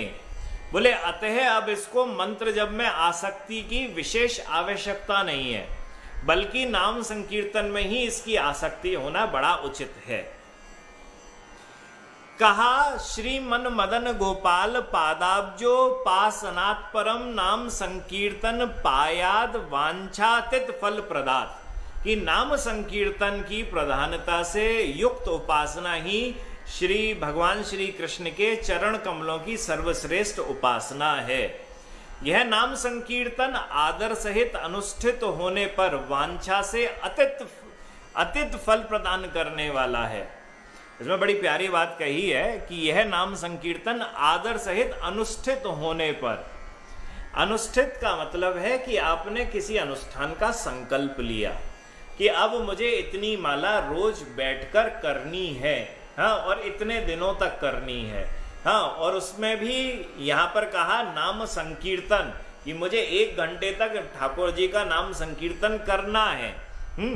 तो यह रोज करना है, इसका अनुष्ठान 40 दिन तक मुझे रोज 1 घंटा 2 घंटा ठाकुर जी का यह अनुष्ठान करना है। तब उससे जो भी वांछा होती है, मतलब जो भी इच्छा होती है, वह उसका फल जरूर मिलता है। इसके बारे में दिग्दर्शनी टीका के अंदर कहा है नाम नाम श्री कृष्ण कृष्ण गोविंद गोपाले इत्यादि नाम यत सम्यक मधुर स्वर गाथया की। हाँ, हमारी तरह से रागी होए, सुर में गावे, हाँ, और कीर्तन करे तथा गाथा रूप से गीतादि द्वारा, मतलब ठाकुर जी के जो भी गीत हैं, हाँ, गोपी गीत आदि जो हैं, जैसे सुस्वरम राजन, ये गोपियां थीं, वह गोपियां रो भी रही थीं तो स्वर में रो रही थीं।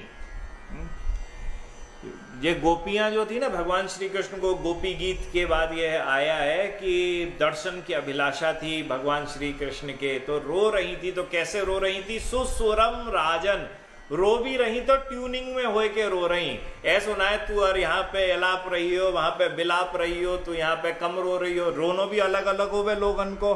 बोलना है 100 करोड़ गोपियां जो थी वो जायज कैसे रो रही? बोले एक ही धुन में, मतलब सा लगाए रखे हो तो सा लगा के ही रोने में लगी वही। तो सुस्वरम राजन, बोले यहाँ भी कहो है कि मधुर स्वर से कीर्तन तथा गाथा रूप से गीतादि द्वारा, अर्थात उच्च स्वर से उच्चारण पूर्वक नाम की प्रधानता से युक्त जो उपासना है, उसके द्वारा मदन गोपाल के चरण कमलों का दर्शन रूप फल प्राप्त होता है। इन वाक्यों के द्वारा उपासना का लक्षण कहा गया है। इत्य उपासना लक्षण मुक्तम। इसके बाद कहा तल लीला स्थल पालीनाम श्रद्धा संदर्शनादरहि संपाद्य मानन नितराम किंचिन नास्तैव साधनम। भगवान श्री कृष्ण की लीला स्थलियों के प्रति श्रद्धा और उनका दर्शन जो कुछ भी साधन है उसको आदर सहित नाम संकीर्तन से युक्त होकर ऐसा फल प्राप्त किया जा सकता है। हाँ, अतएव नाम संकीर्तन से श्रेष्ठ अन्य कोई भी साधन नहीं है। कहा कि ऐसी उपासना करने से मदन गोपाल को वशीभूत किया जा सकता है, भगवान श्री कृष्ण को अपना बनाया जा सकता है। हाँ, ये कहने के बाद, उपदेश देने के बाद वे वहां से गुरुचरण जो थे वह अदृश्य हो गए। अदृश्य हो जाने के बाद वह ब्राह्मण यहाँ भटकता रहा। वह अभिष्ट की सिद्धि चाहने के लिए उससे कह दिया था केसी घाट पर रोज स्नान कर और भगवान जगदीश का तू स्नान करके प्रसाद को पा। और यहाँ पर प्रसाद वरसाद पाता हुआ यहाँ पे रहा, बहुत दिनों तक रहा। भगवान के दर्शन नहीं हुए। किसी ने कहा कि कहाँ यहाँ पर बैठा है, जगन्नाथपुरी चला जा। तो महाराज उसने सुना कि जगन्नाथपुरी जाऊं तो ज़्यादा अच्छा है। यहाँ पर रहते रहते तब तक उसकी मंत्र के अंदर, गोपाल मंत्र के अंदर श्रद्धा उत्पन्न हो चुकी थी। तो श्रद्धा उसकी उत्पन्न हो गई और उसने अपने मंत्र को नहीं छोड़ा। अपने मंत्र को करता हुआ वह यहाँ से जो है वह जा रहा था। तो जाते जाते पहले एक स्थान पर पहुँचा। पहुँचने के बाद वहाँ पर शालिग्राम शिला की कोई एक भक्त पूजा कर रहा था। तो शालिग्राम की पूजा करते हुए उसने कहा, वाह मेरे जगदीश्वर तो मुझे मिल गए। यहाँ पे वो प्रसाद पा रहे हैं, छोटे से शालिग्राम शिला हैं। तो दंडवत प्रणाम करी और वहाँ पर थोड़ा सा प्रसाद लिया। साधु थे जो पूजा कर रहे थे। और उसके बाद उसका चरणामृत लिया। चरणामृत लेने के बाद पूजा समाप्त हुई। तो पूजा समाप्त होने के बाद उद्यतेन गृहं गंतुम करंडे तेन शायितम। बोले क्या हुआ कि जैसे ही पूजा समाप्त हुई तो साधु ने उनको लिया, छोटी सी बास्केट सी थी, बाकी अंदर धड़ के बंद करने लगे। और ब्राह्मण ने देखी, रोने लगा, अरे मेरे भगवान को तूने पेटी में बंद कर दियो, अरे मेरे भगवान को तूने पेटी में बंद कर दियो। तो बोले भैया हमारे पास जितना है उतने का भोग लगा दिया, जितना स्थान है उन्हें सुलाने का उसमें सुला दिया। हाँ भाई, साधु तो पहले जो इधर से उधर भ्रमण करा करते थे वह तो ठाकुर जी को अपने झोले में, पेटी में, अपने वक्षस्थल पर ही तो संभाल के चलते थे। तो ये रोने लगा, ये करने लगा कि मुझे तो दर्शन करने, मुझे तो बहुत सारा प्रसाद पाना है, जगदीश्वर का प्रसाद पाना है। तो कहा यदि पूजा उत्सवम तस्य वैभवंच दिग्दृशे। बोले अगर तुझे बहुत सारा वैभव देखना है और बहुत सारी पूजा देखनी है तो इस देश के राजा विष्णु पूजा के बड़े अनुरागी हैं और बहुत बड़े साधु हैं। और निकट स्थित उनकी एक पुरी में चले जाओ, वहाँ पर जगदीश्वर के तुमको दर्शन हो जाएंगे और महा आनंद का अनुभव करोगे। तो हतपूर्वकम महानंदम सर्वर्थ अनुभविष्यसि। बोले वहाँ पे जाके तुम अनुभव करोगे बड़े बड़े सारे भावों का। यह जैसे ही उसे मालूम चला, सुनने के बाद यह जगन्नाथपुरी पहुँचा। जगन्नाथपुरी पहुँचने के बाद महाराज वह बड़े प्रेम से रहने लगा। ठाकुर जी का उसको प्रसाद मिलने लगा। ठाकुर जी का प्रसाद मिलता, बड़ी शांति। पहले वह उसे राजा बना दिया गया, क्योंकि जो राजा वहाँ पे था उसके कोई पुत्र था नहीं। इसके वैष्णव चिन्ह इसके शरीर पर मंत्रियों ने देखे, मंत्रणा करके इस ब्राह्मण को राजा बना दिया। राजा बना दिया तो इसने सबको वहाँ पर भगवान का भक्त बनाने की चेष्टा शुरू कर दी और बड़ा बड़ा वैभव शुरू कर दिया। और उसमें ही जगन्नाथ जी के दर्शन करने लगा। जगन्नाथ जी का बड़ा आनंद वहाँ पे उसे प्राप्त होने लगा। अच्छा, बड़ा अच्छा आनंद था। यहाँ राजा के पद से वह कुछ दिनों के बाद उसने अपने आप को इस्तीफा दे दिया, ख़त्म हुआ, वो हो गया। पर वह जगन्नाथ जी से बड़ा प्रेम करने लगा। रोज़ जगन्नाथ जी को लाड़ लड़ाने लगा और जगन्नाथ जी से इतना प्रेम हो गया कि वह वृंदावन को भूल गया। पर बीच बीच में याद आती थी। कामाख्या देवी ने कही थी वृंदावन जाना, वृंदावन में मदन गोपाल देव मिलेंगे, पर मैं वृंदावन से तो पुरी आ गया हूँ। तो एक दिन वह पुरी में घूम रहा था तो समुद्र के तट पर पहुंचा तो वहां पे उसे उसके गुरुवर मिल गए जो वृंदावन में मिले थे। गुरुवर को पकड़ लिया। आज तो गुरुवर नृत्य कर रहे थे तो गुरुवर से पूछी कि गुरुवर आप तो चले गए थे, आप मुझे कुछ उपदेश दें। और तब गुरुवर ने कहा कि ऐसा है कि हम पहले इस जगन्नाथपुरी में आए थे और हम राजा बन गए थे, और राजा बन गए थे तो हमने यहाँ पर महाप्रसाद पाते थे। हाँ, अच्छा, महाप्रसाद के बारे में तो कहा गया है कि ये संसार, ये शास्त्र विदित है, इस संसार के अंदर भगवान को जो भोग लगाया जाता है वह प्रसाद होता है, परंतु जगन्नाथपुरी के अंदर वह महाप्रसाद होता है। हाँ, प्रसाद नहीं होता, महाप्रसाद होता है। और यह महाप्रसाद का स्पर्श अस्पर्श यह सब कुछ भी नहीं देखा जाता, ये किसने छुआ है किसने नहीं छुआ है, कौन किस स्थान पर ले गया, कहाँ रखा है, कैसा रखा है, यह कोई नहीं देखता है। स्कंद पुराण के अंदर ऐसी चर्चा है कि चिर स्थमपि सशुष्कम नीतम व दूर देशतः यथा यथोप्य भुक्तम सत सर्व पाप नोदनम। कहा कि ये स्कंद पुराण में लिखा है श्री जगन्नाथपुरी के महाप्रसाद के बारे में कि यह महाप्रसाद बासी हो, हमारे यहाँ तो बासी कितने, बासी हो, पूर्णतः सूखा हुआ हो, मतलब रखे रखे सूख गया हो, बिल्कुल सूख गया, मतलब वहां के चावल होते हैं ना, चावल निर्माल्य जिसको कहते हैं, चावलों को सुखाकर भक्तजन अपने संग रखते हैं और प्रतिदिन उठते ही सबसे पहले वह अपने मुख पर उसे निर्माल्य को और तुलसी को या चरणामृत को रखते हैं कि मेरे दिन की शुरुआत भगवत प्रसाद से हो। वैसे तो होता है सबकी शुरुआत चाय से होती है, बोले, पर वैष्णवों का ऐसा करते हैं, बहुत सारे वैष्णवों का, कि वह जगन्नाथ जी का प्रसाद तुलसी आदि चरणामृत को वह रखते हैं, ब्रजरज को रखते हैं। तो सब उठते ही सबसे पहले वह ठाकुर जी की ब्रजरज को चाख लें, हाँ, निर्माल्य जगन्नाथ जी के प्रसाद को चाख लें, तुलसी ले लें, चरणामृत ले लें, उसके बाद फिर अपना दैनिक जीवन की शुरुआत करते हैं। तो बोले बासी हो भगवान का महाप्रसाद, पूर्णतः सूखा हुआ हो, दूर देश से लाया गया हो। महाप्रसाद को ग्रहण करने से भक्ति प्राप्त होती है। वैसे खाओ, कुछ भी खाओ, ठाकुर जी की कृपा मिल गई, आज मुझे यह मिल गया, बोले महाप्रसाद को पाने से क्या मिलता है, बोले भक्ति प्राप्त होती है और अनायास ही समस्त पाप दूर हो जाते हैं। भक्ति आ गई तो व्यक्ति का चित्त जो है वह स्वच्छ हुआ और उसके जीवन के में जितने भी पाप करे गए थे वह सबके सब दूर हो गए। तो यह किसने दिया, महाप्रसाद किसने दिया, यह भी नहीं देखना चाहिए, क्योंकि महाप्रसाद अपने आप में शुद्ध है।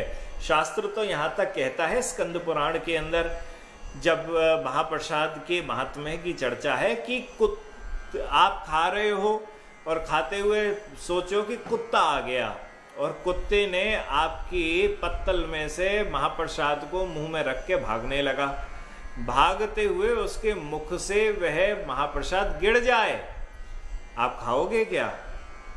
आप सोचोगे अरे कुत्ते ने खा लिया, झूठा हो गया। नहीं, महाप्रसाद के बारे में लिखा है कि यह महाप्रसाद कुत्ते के मुख से गिरने के बाद भी, हाँ, यह सेवन करने योग्य है, इसको उठा के फेंक मत देना, इसे उठा के कभी मत फेंक देना। कहा कि रात्रौ महोत्सवे व्रते वृक्षस श्रृंगार संभवे निर्गम्य तेतु निर्वते पुष्पांजलि महोत्सवे, कि रात में विराट श्रृंगार होता है जगन्नाथ जी का। विराट का मतलब हुआ वृहत और उड़िया भाषा में उसका हुआ बड़ा, हाँ, हिंदी भाषा में उसका मतलब हुआ बड़ा। तो रात्रि में आखिरी जो एक श्रृंगार कहा गया है, आपने तो दर्शन करे हैं, रात्रि का श्रृंगार बड़ा मुख्य श्रृंगार है जगन्नाथ जी का। क्यों? क्योंकि रात्रि में ठाकुर जी को पुष्पों से श्रृंगार करा जाता है। रात्रि में ही आपके सामने श्रृंगार होता है श्री जगन्नाथ देव का, और वह श्रृंगार का नाम है बड़ा श्रृंगार, हाँ, विराट श्रृंगार। तो रात्रौ महोत्सवे, हाँ, बोले रात के अंदर उत्सव हो रहा है, ये महा उत्सव हो रहा है। व्रते वृक्षत श्रृंगार संभवे, और संग में पुष्पांजलि महोत्सव हो रहा है रात्रि को। तो वृहत श्रृंगार नामक महोत्सव में ठाकुर जी को फूलों का श्रृंगार करा जाता है। और क्यों करा जाता है? क्योंकि ठाकुर जी अब रास के लिए तैयार हो रहे हैं। तो रास के लिए राजा बन के जाएंगे क्या? राजा तो बनेंगे नहीं। वैसे तो जगन्नाथ हैं, जगत के ईश्वर हैं, परंतु जगन्नाथ बड़े सारा सोने का पहन रहे हैं, सब आभूषण पहन रहे हैं ना। रात्रि को तो वनमाली बनेंगे। वन के अंदर हुए जितने भी पुष्प आदि हैं उनसे उनका श्रृंगार होता है। रात्रि को 11 बजे से शुरुआत होती है। 11 कभी, अब तो मेरे ख्याल से टाइम सही हो गए, पहले तो 12 बजे भी शुरुआत होती थी। आप नहीं थी मेरे ख्याल से जगन्नाथ, आप थे जगन्नाथपुरी यात्रा पर। तो जगन्नाथपुरी यात्रा में हम दिन भर कभी दर्शन करने नहीं जाते थे, हमें धक्के खाने पड़ते हैं। हाँ, आपने तो खाए।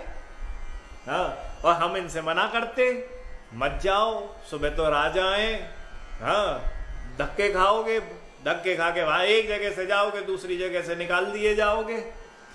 ना सुनी इन्होंने, हमने कही रात्रि को जाओ, शांति से रहे, कोई नहीं होता है, तुम और ठाकुर जी बस ये 2 घंटे 3 घंटे दर्शन करने करते रहो, कोई कहीं से नहीं हिलाएगा डुलाएगा, कुछ नहीं करेगा। ये चले गए भाव से, बोले अरे हमें तो जगतपति के दर्शन करने हैं। अब जगतपति का साम्राज्य तो आप सबने तो देखा ही होगा। हाँ, जगन्नाथपुरी में सुबह के समय एक तरफ से धक्का लगे और बस हाथी जोड़ते हुए दूसरी तरफ से निकल जाते हैं। हुआ तो थोड़ी देर खड़े हो गए तो हो गए, पर पसीने में भीगते हुए, धक्का लगते हुए, पंडा इधर से उधर खींचते हुए बड़ी बुरी हालत कर देते हैं।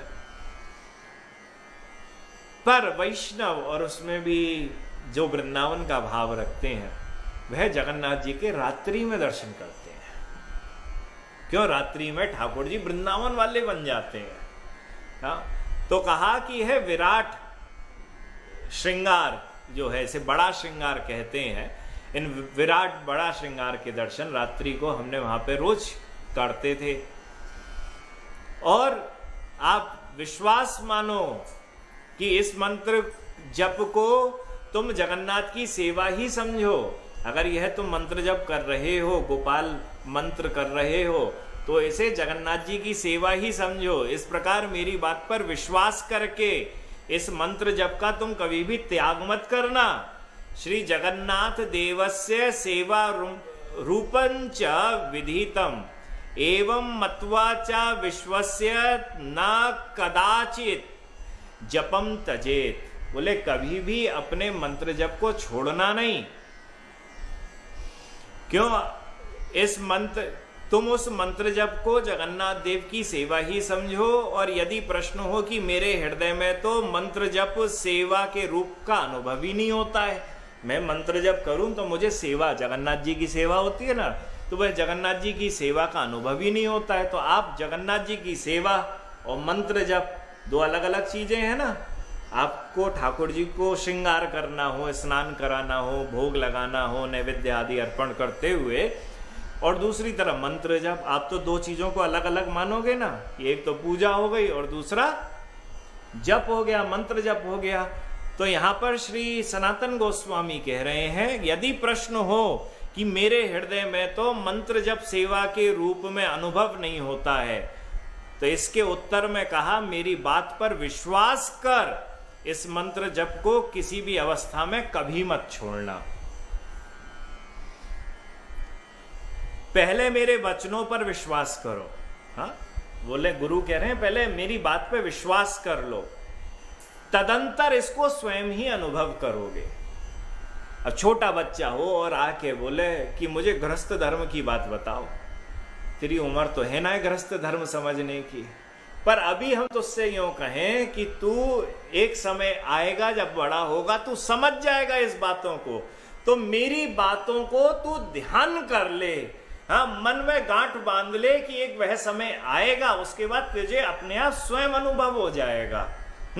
तो ठीक उसी प्रकार से आप अभी बैठ के इस बात को पूछो। ये सनातन गोस्वामी बात कह रहे हैं, अभी बैठ के इस बात को पूछो कि सेवा और मंत्र इनमें तो बड़ा अंतर है, परंतु ये एक अनुभव कैसे होगा? बोले ये कहने की बात तो है ही नहीं, आप मेरी बात पर विश्वास कर लीजिए और करने के बाद आप स्वयं इसका अनुभव करेंगे। इस प्रकार सर्व शिरोमणि सर्वज्ञ शिरोमणि गुरुदेव ने मेरा मनोरथ पूर्ण किया, अर्थात मंत्र जप में मेरी उदासीनता लग गई थी। मैं जगन्नाथ जी की सेवा करने लगा था तो मंत्र जप कम करता था। तो उन्होंने अपने मेरी उदासीनता को जानकर उसकी सिद्धि के संबंध में जो विघ्न था उसको दूर कर दिया और संकल्प विधि के द्वारा शीघ्र ही सिद्धि प्राप्ति के उद्देश्य से कृपा करके बोले कि जिस समय ऐसा संकल्प करके जप करोगे तो उसी समय वह तुम्हें अभिष्ट की प्राप्ति हो जाएगी। एक संकल्प का अर्थ है अनुष्ठान। अब रोज जप करो। एक होता है जैसे नवदुर्गा आवे ना, तो नवदुर्गा में 9 दिन को अनुष्ठान लेके घर के अंदर सब बैठे हैं, जौ उपजावे, हाँ, और देवी मैया को बुलावे, वरुण कलश धरें, सब धराएं, ज्योत जलावे, 9 दिन तक ज्योत ना बुझनी चाहिए, हाँ, तो वो अनुष्ठान है 9 दिन का। तो ठीक उसी प्रकार से आप संकल्प लेकर इसी मंत्र को करो कि मैं इतने दिन तक इतनी मालाएं रोज करूं, तो उसका शीघ्र और जल्दी फल मिलता करता है। तो कहा कि अब वहां गुरुवर कह रहे हैं कि मेरे अंदर भी अत्यधिक बड़ी उत्कंठा होती थी ब्रज जाने की, और मैं जगन्नाथ देव की महिमा से उस पुरी उपवन में ही वृंदावन को देखने की चेष्टा करता रहता था। वहाँ के समुद्र को, महोदधि जो समुद्र है, उसको देखकर मैं यमुना जी को ध्यान करता रहता था। चटक पर्वत को देखकर मैं श्री गोवर्धन जी के ध्यान करता रहता था। और तो और मैंने, गुरुवर बता रहे हैं, अपना जीवन बता रहे हैं यहाँ पर कि भाई मेरे जीवन में मैंने इस मंत्र से क्या क्या कैसे कैसे प्राप्त करा, इसे समझ। उन्होंने कहा विविधा वर्धितास्य मया पूजा महोत्सव विशेष तो महायात्रा द्वादशात्रापि गुंडेचा।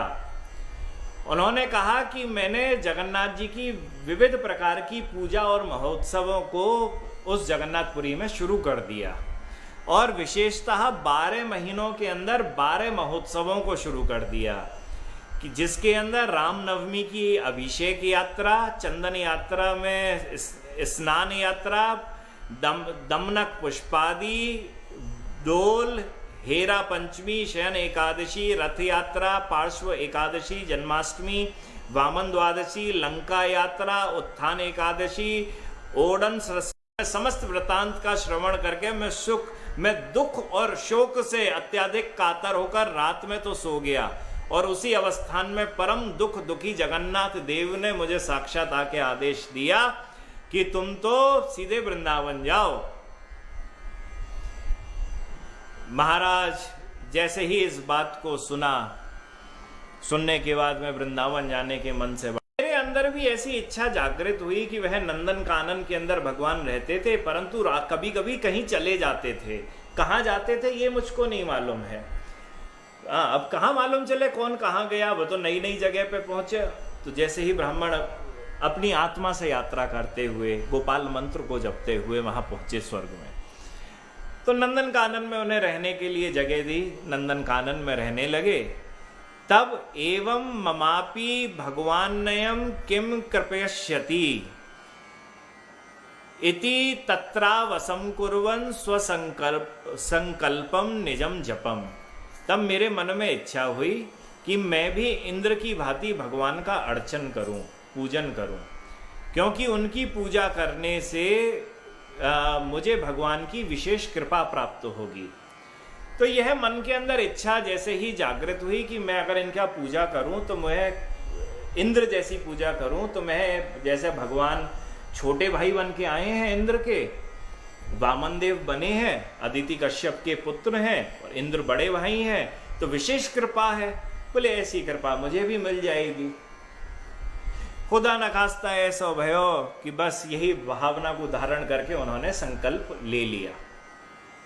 और संकल्प को लेने के बाद महाराज वह बैठ गए। बैठकर मन में संकल्प कि मुझे इंद्रपद की प्राप्ति हो। यहाँ पर इंद्र के द्वारा एक धृष्टता कर दी गई और इंद्र ने वह धृष्टता करके वहां से भाग गया।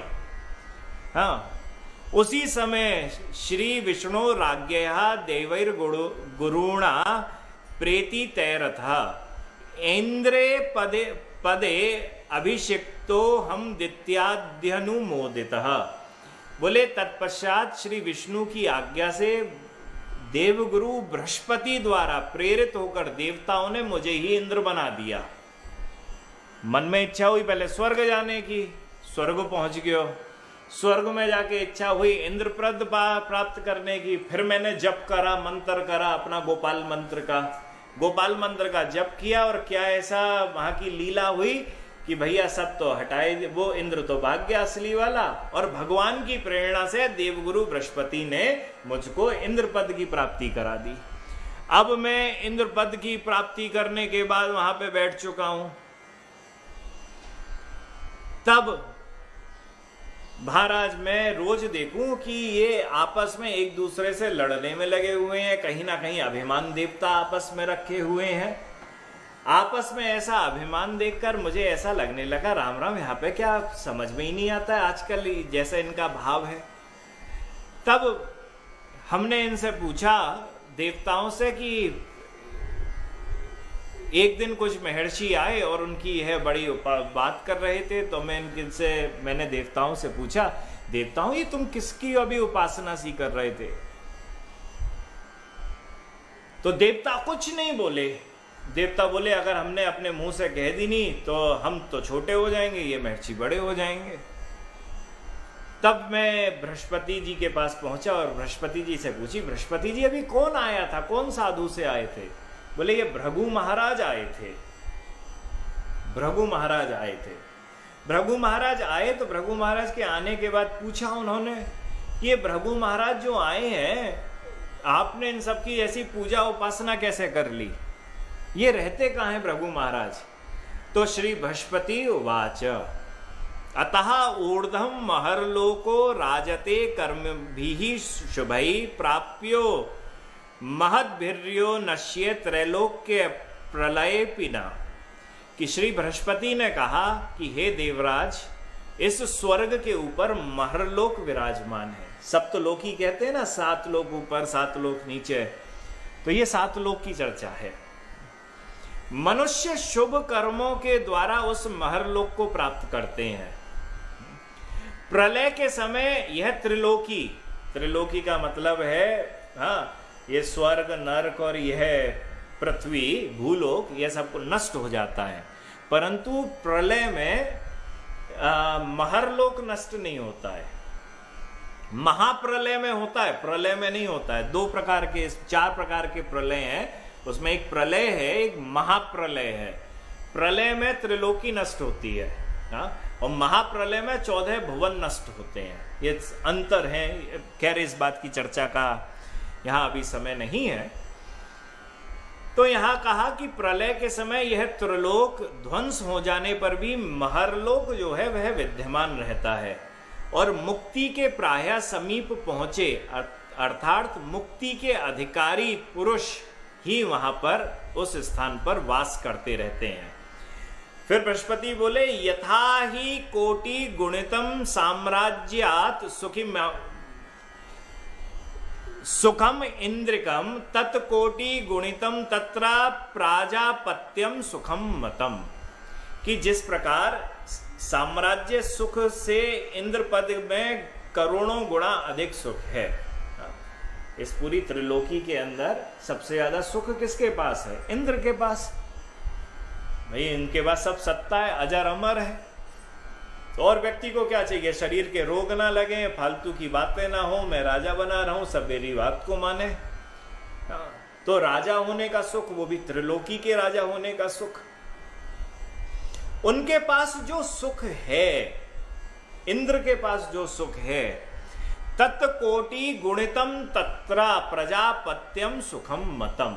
ऐसा मत है कि उनसे भी ज्यादा कोटि गुणा, 100 करोड़, हाँ, करोड़ों गुणा ज्यादा सुख जो है वह प्रजापति पद में है। भृगु आदि जितने भी हैं वह प्रजापति हैं, जो महर्लोक में विद्यमान है। तो वहां पे सुख ज्यादा है।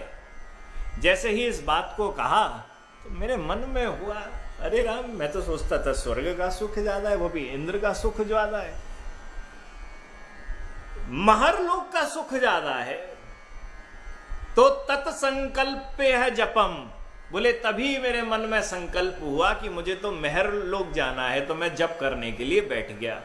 और जप के प्रभाव से अतिशीघ्र व्योम यान उपस्थित हुआ और उस व्योम यान पर चढ़कर मैं महरलोक पहुंच गया।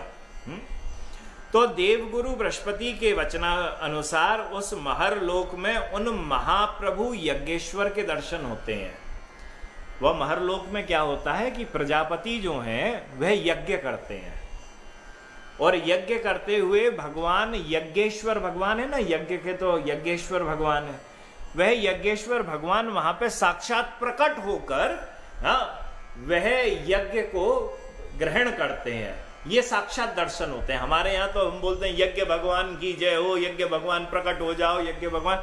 वहां महरलोक में यज्ञ भगवान प्रकट ही हो जाते हैं, और प्रकट होके प्रजापति जितने भी ऋषि वहां पे जितने भी महर्षि हैं वह बैठ के यज्ञ कर रहे हैं, और भगवान यज्ञेश्वर उनको भोग लगा रहे हैं।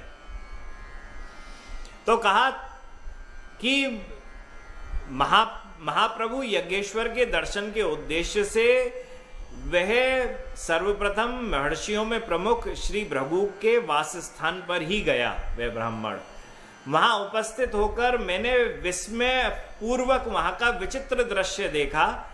उस समय तक भृगु आदि महर्षिगण भूमंडल की तीर्थ यात्रा करके वापस आए थे। वहां मैंने जिन निर्दोष और अनिर्वचनीय सुख वैभव का तथा भजन का दर्शन किया, ऐसा मैंने त्रिलोकी में कहीं दर्शन नहीं किया था। जिस सुख का, जिस वैभव का और जिस भजन का, जिस प्रकार से भजन होता है, ऐसा जो दर्शन किया, ऐसा पूरा त्रिलोकी में कोई नहीं करता है। तो ना दोषास तत्र शोको वा शंका वा कापि विद्यते। उस महरलोक में स्वर्ग की भांति शोक और शंका नहीं है। इंद्र डरा हुआ रहता है कि कब असुर आ जाए, मेरे ऊपर आक्रमण कर देंगे, कौन मेरा अमृत पी जाएगा, कौन मेरा अमृत लूट के ले जाएगा। पाप लगने का बड़ा भय रहता है कि कब किस प्रकार का भय उसके जीवन के अंदर आ जाए। हाँ, कब कौन सा पाप लग जाए, क्योंकि उसे ब्रह्म पाप कई बार लग चुके हैं। ब्रह्मत्या का पाप उसे कई बार लगा है। परंतु उस महरलोक में स्वर्ग की भांति शोक नहीं रहता है, और यह शंका आदि दोषों का लेश भी नहीं है, जरा सा भी नहीं है। वहां यज्ञेश्वर की प्रीति के लिए केवल यज्ञोत्सव होता है। उस महरलोक का मुख्य कार्य क्या है? सिर्फ यज्ञ करना और कुछ भी नहीं। यज्ञ करो, यज्ञ करो, और तथा अन्य किसी प्रकार का विषय भोग वहां पर नहीं होता करता है। मतलब जैसे स्वर्ग के अंदर तो विषय भोग में रहते हैं ना, वहां पे कोई गान कर रही है, गंधर्व गान कर रहा है, अप्सरा वहां पे नृत्य कर रही है, ये आलस में पड़े हुए वहां का वैभव स्वर्ग का जो है, उसके विपरीत महरलोक के अंदर वहां ऐसा कोई वैभव स्वर्ग से भी ज्यादा है, परंतु वहां पर कोई वैभव के सुख में नहीं लगा हुआ है। भाई जिसके पास सब कुछ पहले से ही आ चुका है, उसे और क्या चाहिए? मेहनत तो उसे करनी पड़ती है जिसके पास कुछ ना हो। इंद्र को अपनी मेहनत को बचा के रखना पड़ रहा है, पर महरलोक में ऐसा कुछ नहीं होता। पर एक चीज की कमी हो रही थी। वह ब्राह्मण बोले, किंतु यज्ञ समाप्तौ स्याद दुख मंत्र हिते प्रभु वृत्ते यज्ञांतरे चास्य प्रादुर्भावात पुनः सुखम। किंतु यज्ञ समाप्त होते ही यज्ञेश्वर अदृश्य हो जाते थे, गायब हो जाते थे। भाई जब तक यज्ञ चलेगा भगवान है, यज्ञ खत्म भयो, जय जय श्री राधे, वही वहां पे चले गए ठाकुर जी वहां से। तब मेरे हृदय के अंदर बड़ा दुख का संचार होता था। पुनः पर जब यज्ञ अनुष्ठान करने पर वह प्रकट हो जाते तो मेरा दुख जो था वह दूर हो जाता। तो ऐसा करते हुए 1000 चतुर्युग के या ब्रह्मा के एक दिन के अंत में प्रलय के समय त्रिलोक दग्ध हो जाता। मतलब जब ब्रह्मा का एक दिन पूरा, एक रात्रि पूरी होती तो प्रलय आता है। हाँ, उस प्रलय के आते ही यह त्रिलोकी जलने लगती है। अब इसकी जलन की चर्चा भागवत के अंदर करी है कि कैसे जलती है। हाँ, कि संकर्षण भगवान नीचे से, अब भाई हजारों फण है वहां से विष मारते हैं खींच के। हाँ, तो विष के कारण जल रही है, सूर्य की ताप से जल रही है, तो बड़ी तरफ से बहुत आग लगी हुई है पूरे उसमें। अब आग की लपट तो निकलेगी, कहीं आग लग जाए आग की लपट तो निकलेगी। तो त्रिलोकी जलता था, त्रिलोकी स्वर्ग जलता था, तो स्वर्ग के ऊपर क्या है, महरलोक, वहां में ब्राह्मण बैठो हुए हो, हाँ वहां में बाकी गुरु जी बैठे हैं, गोप कुमार जो बैठे हैं। तो गोप कुमार कह रहे कि वहां में तो आग लग जाए, वहां में तो गर्मी आ जाती, क्योंकि त्रिलोकी जल रही होती और ऊपर वहां में गर्मी पहुंच जाती, तथा उसके ताप से महरलोक भी गर्म हो जाता, तपने लगता था। तो अंते त्रैलोक के दाहेन जन लोकोधिगम्यते, तो उस समय पर वहां के जितने भी महर्षि गण थे वे जनलोक को चले जाते। आपने हमारी पहली कथा जो सुनी, हमने यही तो कही आपसे, हाँ, कि पहले हुए भूलोक, फिर हुए भुवरलोक, बाकी बाद स्वर्गलोक, स्वर्गलोक के बाद महरलोक, महरलोक के बाद यहाँ पे चर्चा हो रही है, वहां में जब प्रलय हो रही है, वहां आग लग गई त्रिलोकी में, तो महरलोक में भी बहुत गर्मी पहुंच गई। तो वहां गर्मी पहुंची, तो गर्मी पहुंचने के बाद वहां के महर्षि उठ के जनलोक को चले गए। हाँ, तो उस जनलोक में रात्रि काल जैसा हो जाने पर यज्ञ अनुष्ठान नहीं होते थे, और यज्ञ के अभाव में श्री यज्ञेश्वर का दर्शन प्राप्त नहीं होता था। तो उनके अदर्शन से जो ताप होता, वह ताप प्रलयकालीन ताप से भी अधिक था। तो भगवान मन के अंदर यह बारंबार है कि मैं जनलोक पे तो पहुंच चुका हूं, परंतु जनलोक में ठाकुर जी के दर्शन तो हो ही नहीं रहे हैं, जनलोक में दर्शन नहीं है। तो जनलोक में दर्शन नहीं है तो और ताप, विरह की अग्नि जलनी शुरू हो गई। बाहर की अग्नि तो कम, अंदर की अग्नि ज्यादा जला देती है। तो अंदर की अग्नि, वह विरह अग्नि इतनी थी, बोले कि वह त्रिलोकी के प्रलय की अग्नि के सामने कुछ नहीं थी।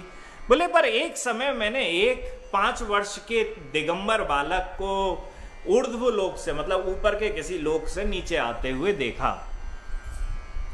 तो नीचे वह आए, तो आने के बाद मैं तो उनका नाम भी नहीं जानता था, और किस लोक से आए थे यह भी मुझको नहीं मालूम है, पर वो आए तपोलोक से थे, तपलोक। हाँ, महर जन तप, तपलोक। और मैंने देखा कि जनलोक के अंदर बैठे हुए महर्षि जो हैं वो विहाय यज्ञ कर्माणि भक्त्य उत्थाय महर्षि भी प्रणम्य ध्यान निष्ठोसौ यज्ञेश्वर वद अर्चितः।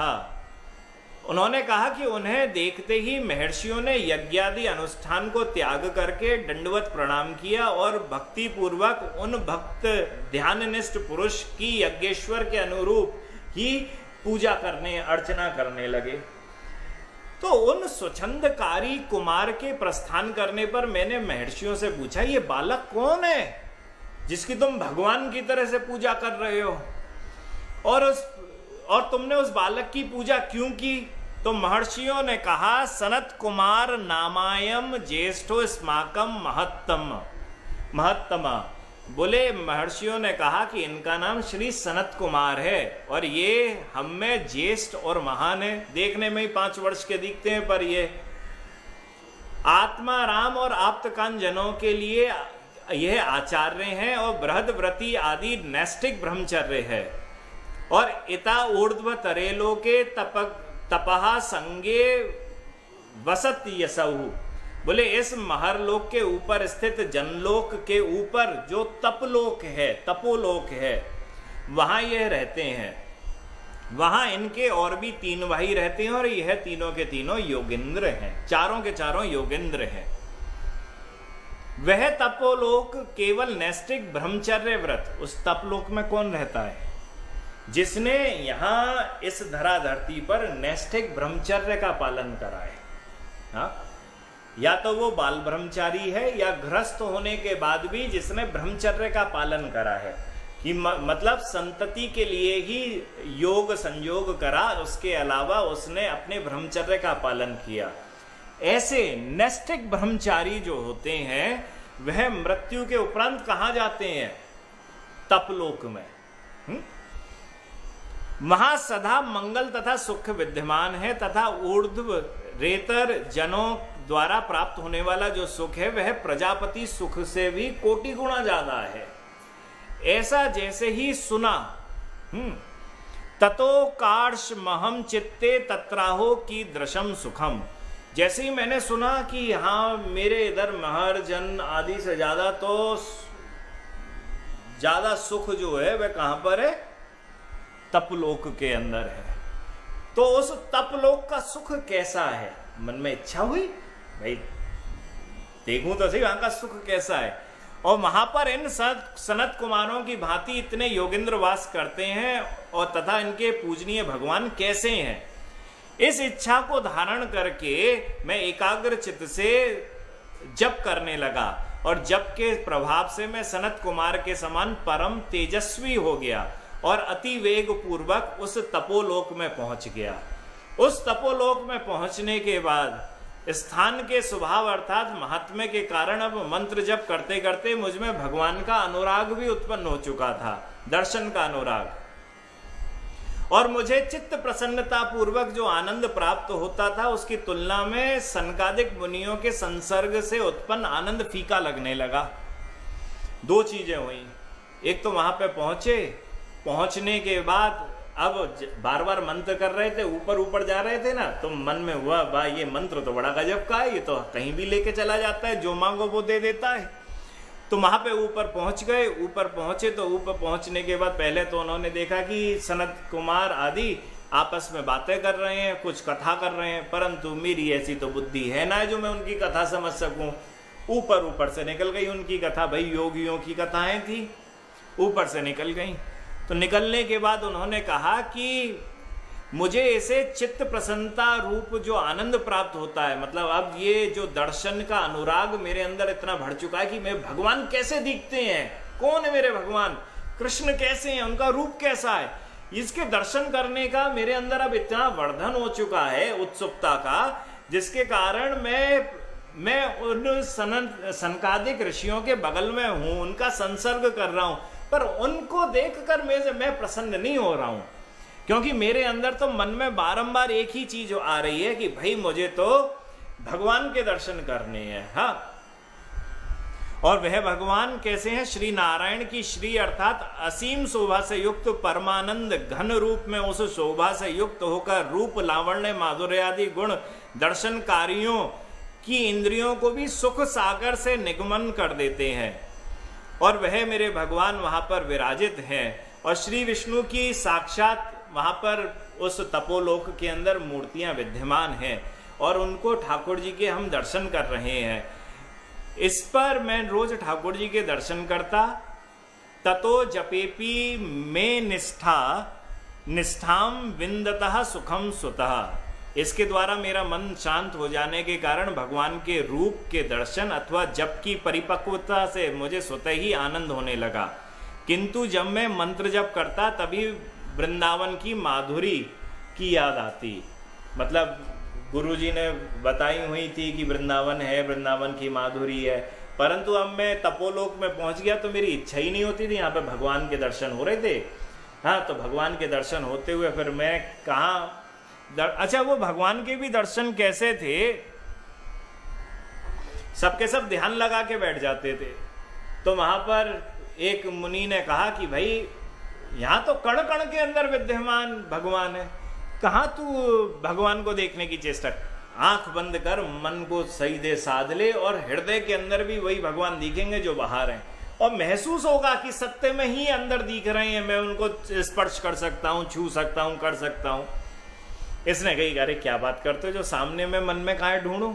बोले नहीं, वो तो कण कण के अंदर विद्यमान है। सनत कुमार आदि जितने भी हाँ योगेंद्र मुनिंद्र हैं, तो इस बात की चर्चा हुई। जानो है तो अब अपने महाराज बारंबार भगवान के दर्शन मन ही मन में कहा, हे मन, अब तुमने अपने अभिष्ट की अंतिम सीमा को प्राप्त कर लिया है। उसने मनी मन में देखा, ठाकुर जी मन में प्रकट हुए, तो उसने कहा कि अब तो बस भगवान मिल गए, मन में प्रकट है गए, अब क्या चाहिए मुझे जीवन के अंदर? इसलिए आप स्थिर हो जा और आनंद का ही उपभोग कर। अब तू इधर आ चुका है तपोलोक में और तुझे कहीं जाने की जरूरत नहीं है, मन में ठाकुर जी प्रकट हो चुके हैं। हे मन, तुमने स्वयं श्री लक्ष्मी देवी का स्नेह साक्षात रूप में अनुभव किया है, अब प्रभु को भी साक्षात अनुभव करो। ब्रज भूमि के लिए अब शोक नहीं करना, यहां स्थिर होकर वास करो और अन्यत्र जाने की भी इच्छा को त्याग देना। ये आत्मा जब जाती है ना, तो ये सब जगह के सुखों को देखती है। सुखों को देखते हुए अगर मन में वृंदावन की लालसा उत्पन्न नहीं है ना, तो वो कहीं भी अटक सकती है। हाँ, तो वो मन में वृंदावन की लालसा होनी चाहिए। तो यहां पर इन गोप कुमार की लालसा तपोभूमि पर जाके अटक गई। इस प्रकार के ब्रह्मा के कुछ दिन व्यतीत होने पर एक दिन प्रातःकाल ब्रह्मा द्वारा कौतुक वशतः फेन पुंज नाम के स्पर्श करने से एक विशाल शरीर वाला असुर प्रकट हो गया। कुछ समय के बाद ऐसा हुआ कि महाराज वहां पर वृंदावन में नहीं, वो तपो लोक में रहते थे, परंतु वहां पे भी ब्रह्मा आते जाते थे। तो बोले ये कौन है? बोले ये ब्रह्मा। ये कहाँ रहते हैं? बोले ये सत्यलोक में रहते हैं। अच्छा, सत्यलोक कहाँ है? बोले ये तो उसका सुख तो उससे भी ज्यादा बड़ा है। तो उसने सुना, सुनने के बाद इसने आंख बंद करी, आंख बंद करके बोला अब मुझे तो ब्रह्मा के लोक में जाना है। आंख बंद करके महाराज मंत्र का जप करा और वहां पे ब्रह्मा के लोक में पहुंच गया। ब्रह्मा के लोक में पहुंचा तो जाके देखा कि वहां पे तो भगवान की वह पूजा करते हैं साक्षात। तो मन में ऐसा हुआ कि मैं ब्रह्मा बन जाऊं तो ठाकुर जी की कृपा मिल जाए मुझको। ब्रह्मा बन गया। ब्रह्मा भी कैसे बना कि एक दिन फैन पुंज, मतलब वो होते हैं ना समुद्र, समुद्र में से फैन निकलती है, तो उसमें से एक राक्षस प्रकट हो गया, असुर प्रकट हुआ। और उस असुर के भय से ब्रह्मा जी भाग गए। और जैसे ही भागे तो भगवान ने उस दैत्य का वध कर दिया। और ब्रह्मा जी जब लौटे नहीं तो मुझे ही ब्रह्मा के पद पर नियुक्त कर दिया। तो इस मंत्र से ब्रह्मा भी बन सकते हो, गोपाल मंत्र से।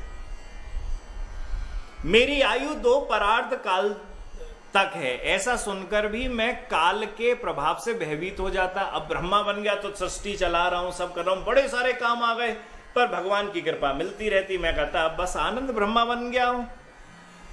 तो इस काल भय को दूर करने के लिए मैंने अपना मंत्र जप किया। ब्रह्मा बन गया, परंतु मन में से भय बना रहा, मेरी उम्र है, खत्म हो जाएगी, मर जाऊंगा, क्या करूं।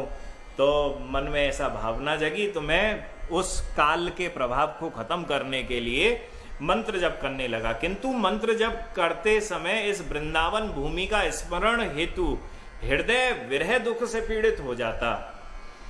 किंतु जगदीश मुझे पुत्र के समान मानते हैं। भगवान जगदीश है। सत्यलोक के अंदर कौन विराजित हैं? जगदीश भगवान विराजित हैं। जगदीश भगवान के पुत्र हैं ब्रह्मा। अब ये ब्रह्मा बन चुका है, तो टेक्निकली ये क्या है? भगवान का पुत्र। वृंदावन जाने की इच्छा तो मन में हो रही है, हृदय में विरह भी है कि मुझे वृंदावन जाना है, परंतु जगदीश्वरतः पुत्र लालनंतु महासुखम, परंतु ठाकुर जी जगदीश मुझे पुत्र की तरह से पाल रहे हैं। तो किंतु जगदीश मुझे पुत्र के समान पालन करते थे, इसलिए मैं इस महासुख का अनुभव, ठाकुर जी मुझे पुत्र की तरह से पाल रहे हैं, इस महासुख का अनुभव करके मन में जो वृंदावन जाने की इच्छा थी उसको खत्म कर देता था। ठाकुर जी मुझे पाल रहे हैं, मैं तो सबको, हाँ मुझे पालना पड़ेगा, यहां तो वो पाल रहे हैं। एकदा मुक्ति मत्राप्त मेकम तल्लोकवासी भी, एक बार उस सत्यलोक के निवासी किसी एक मुक्ति प्राप्त जीव की प्रशंसा कर रहे थे।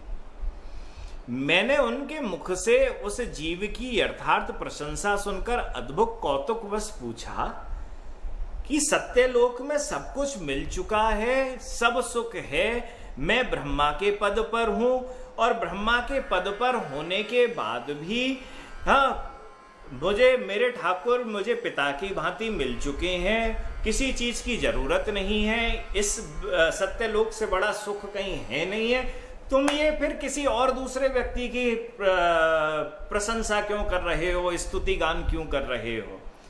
जैसे ही इस बात को पूछा कि तुम इस जीव की यथार्थ प्रशंसा क्यों कर रहे हो, तब भगवान उन सब ने कहा कि भाई ऐसा है कि सत्यलोक से ऊपर जो है वह ब्रह्मलोक है।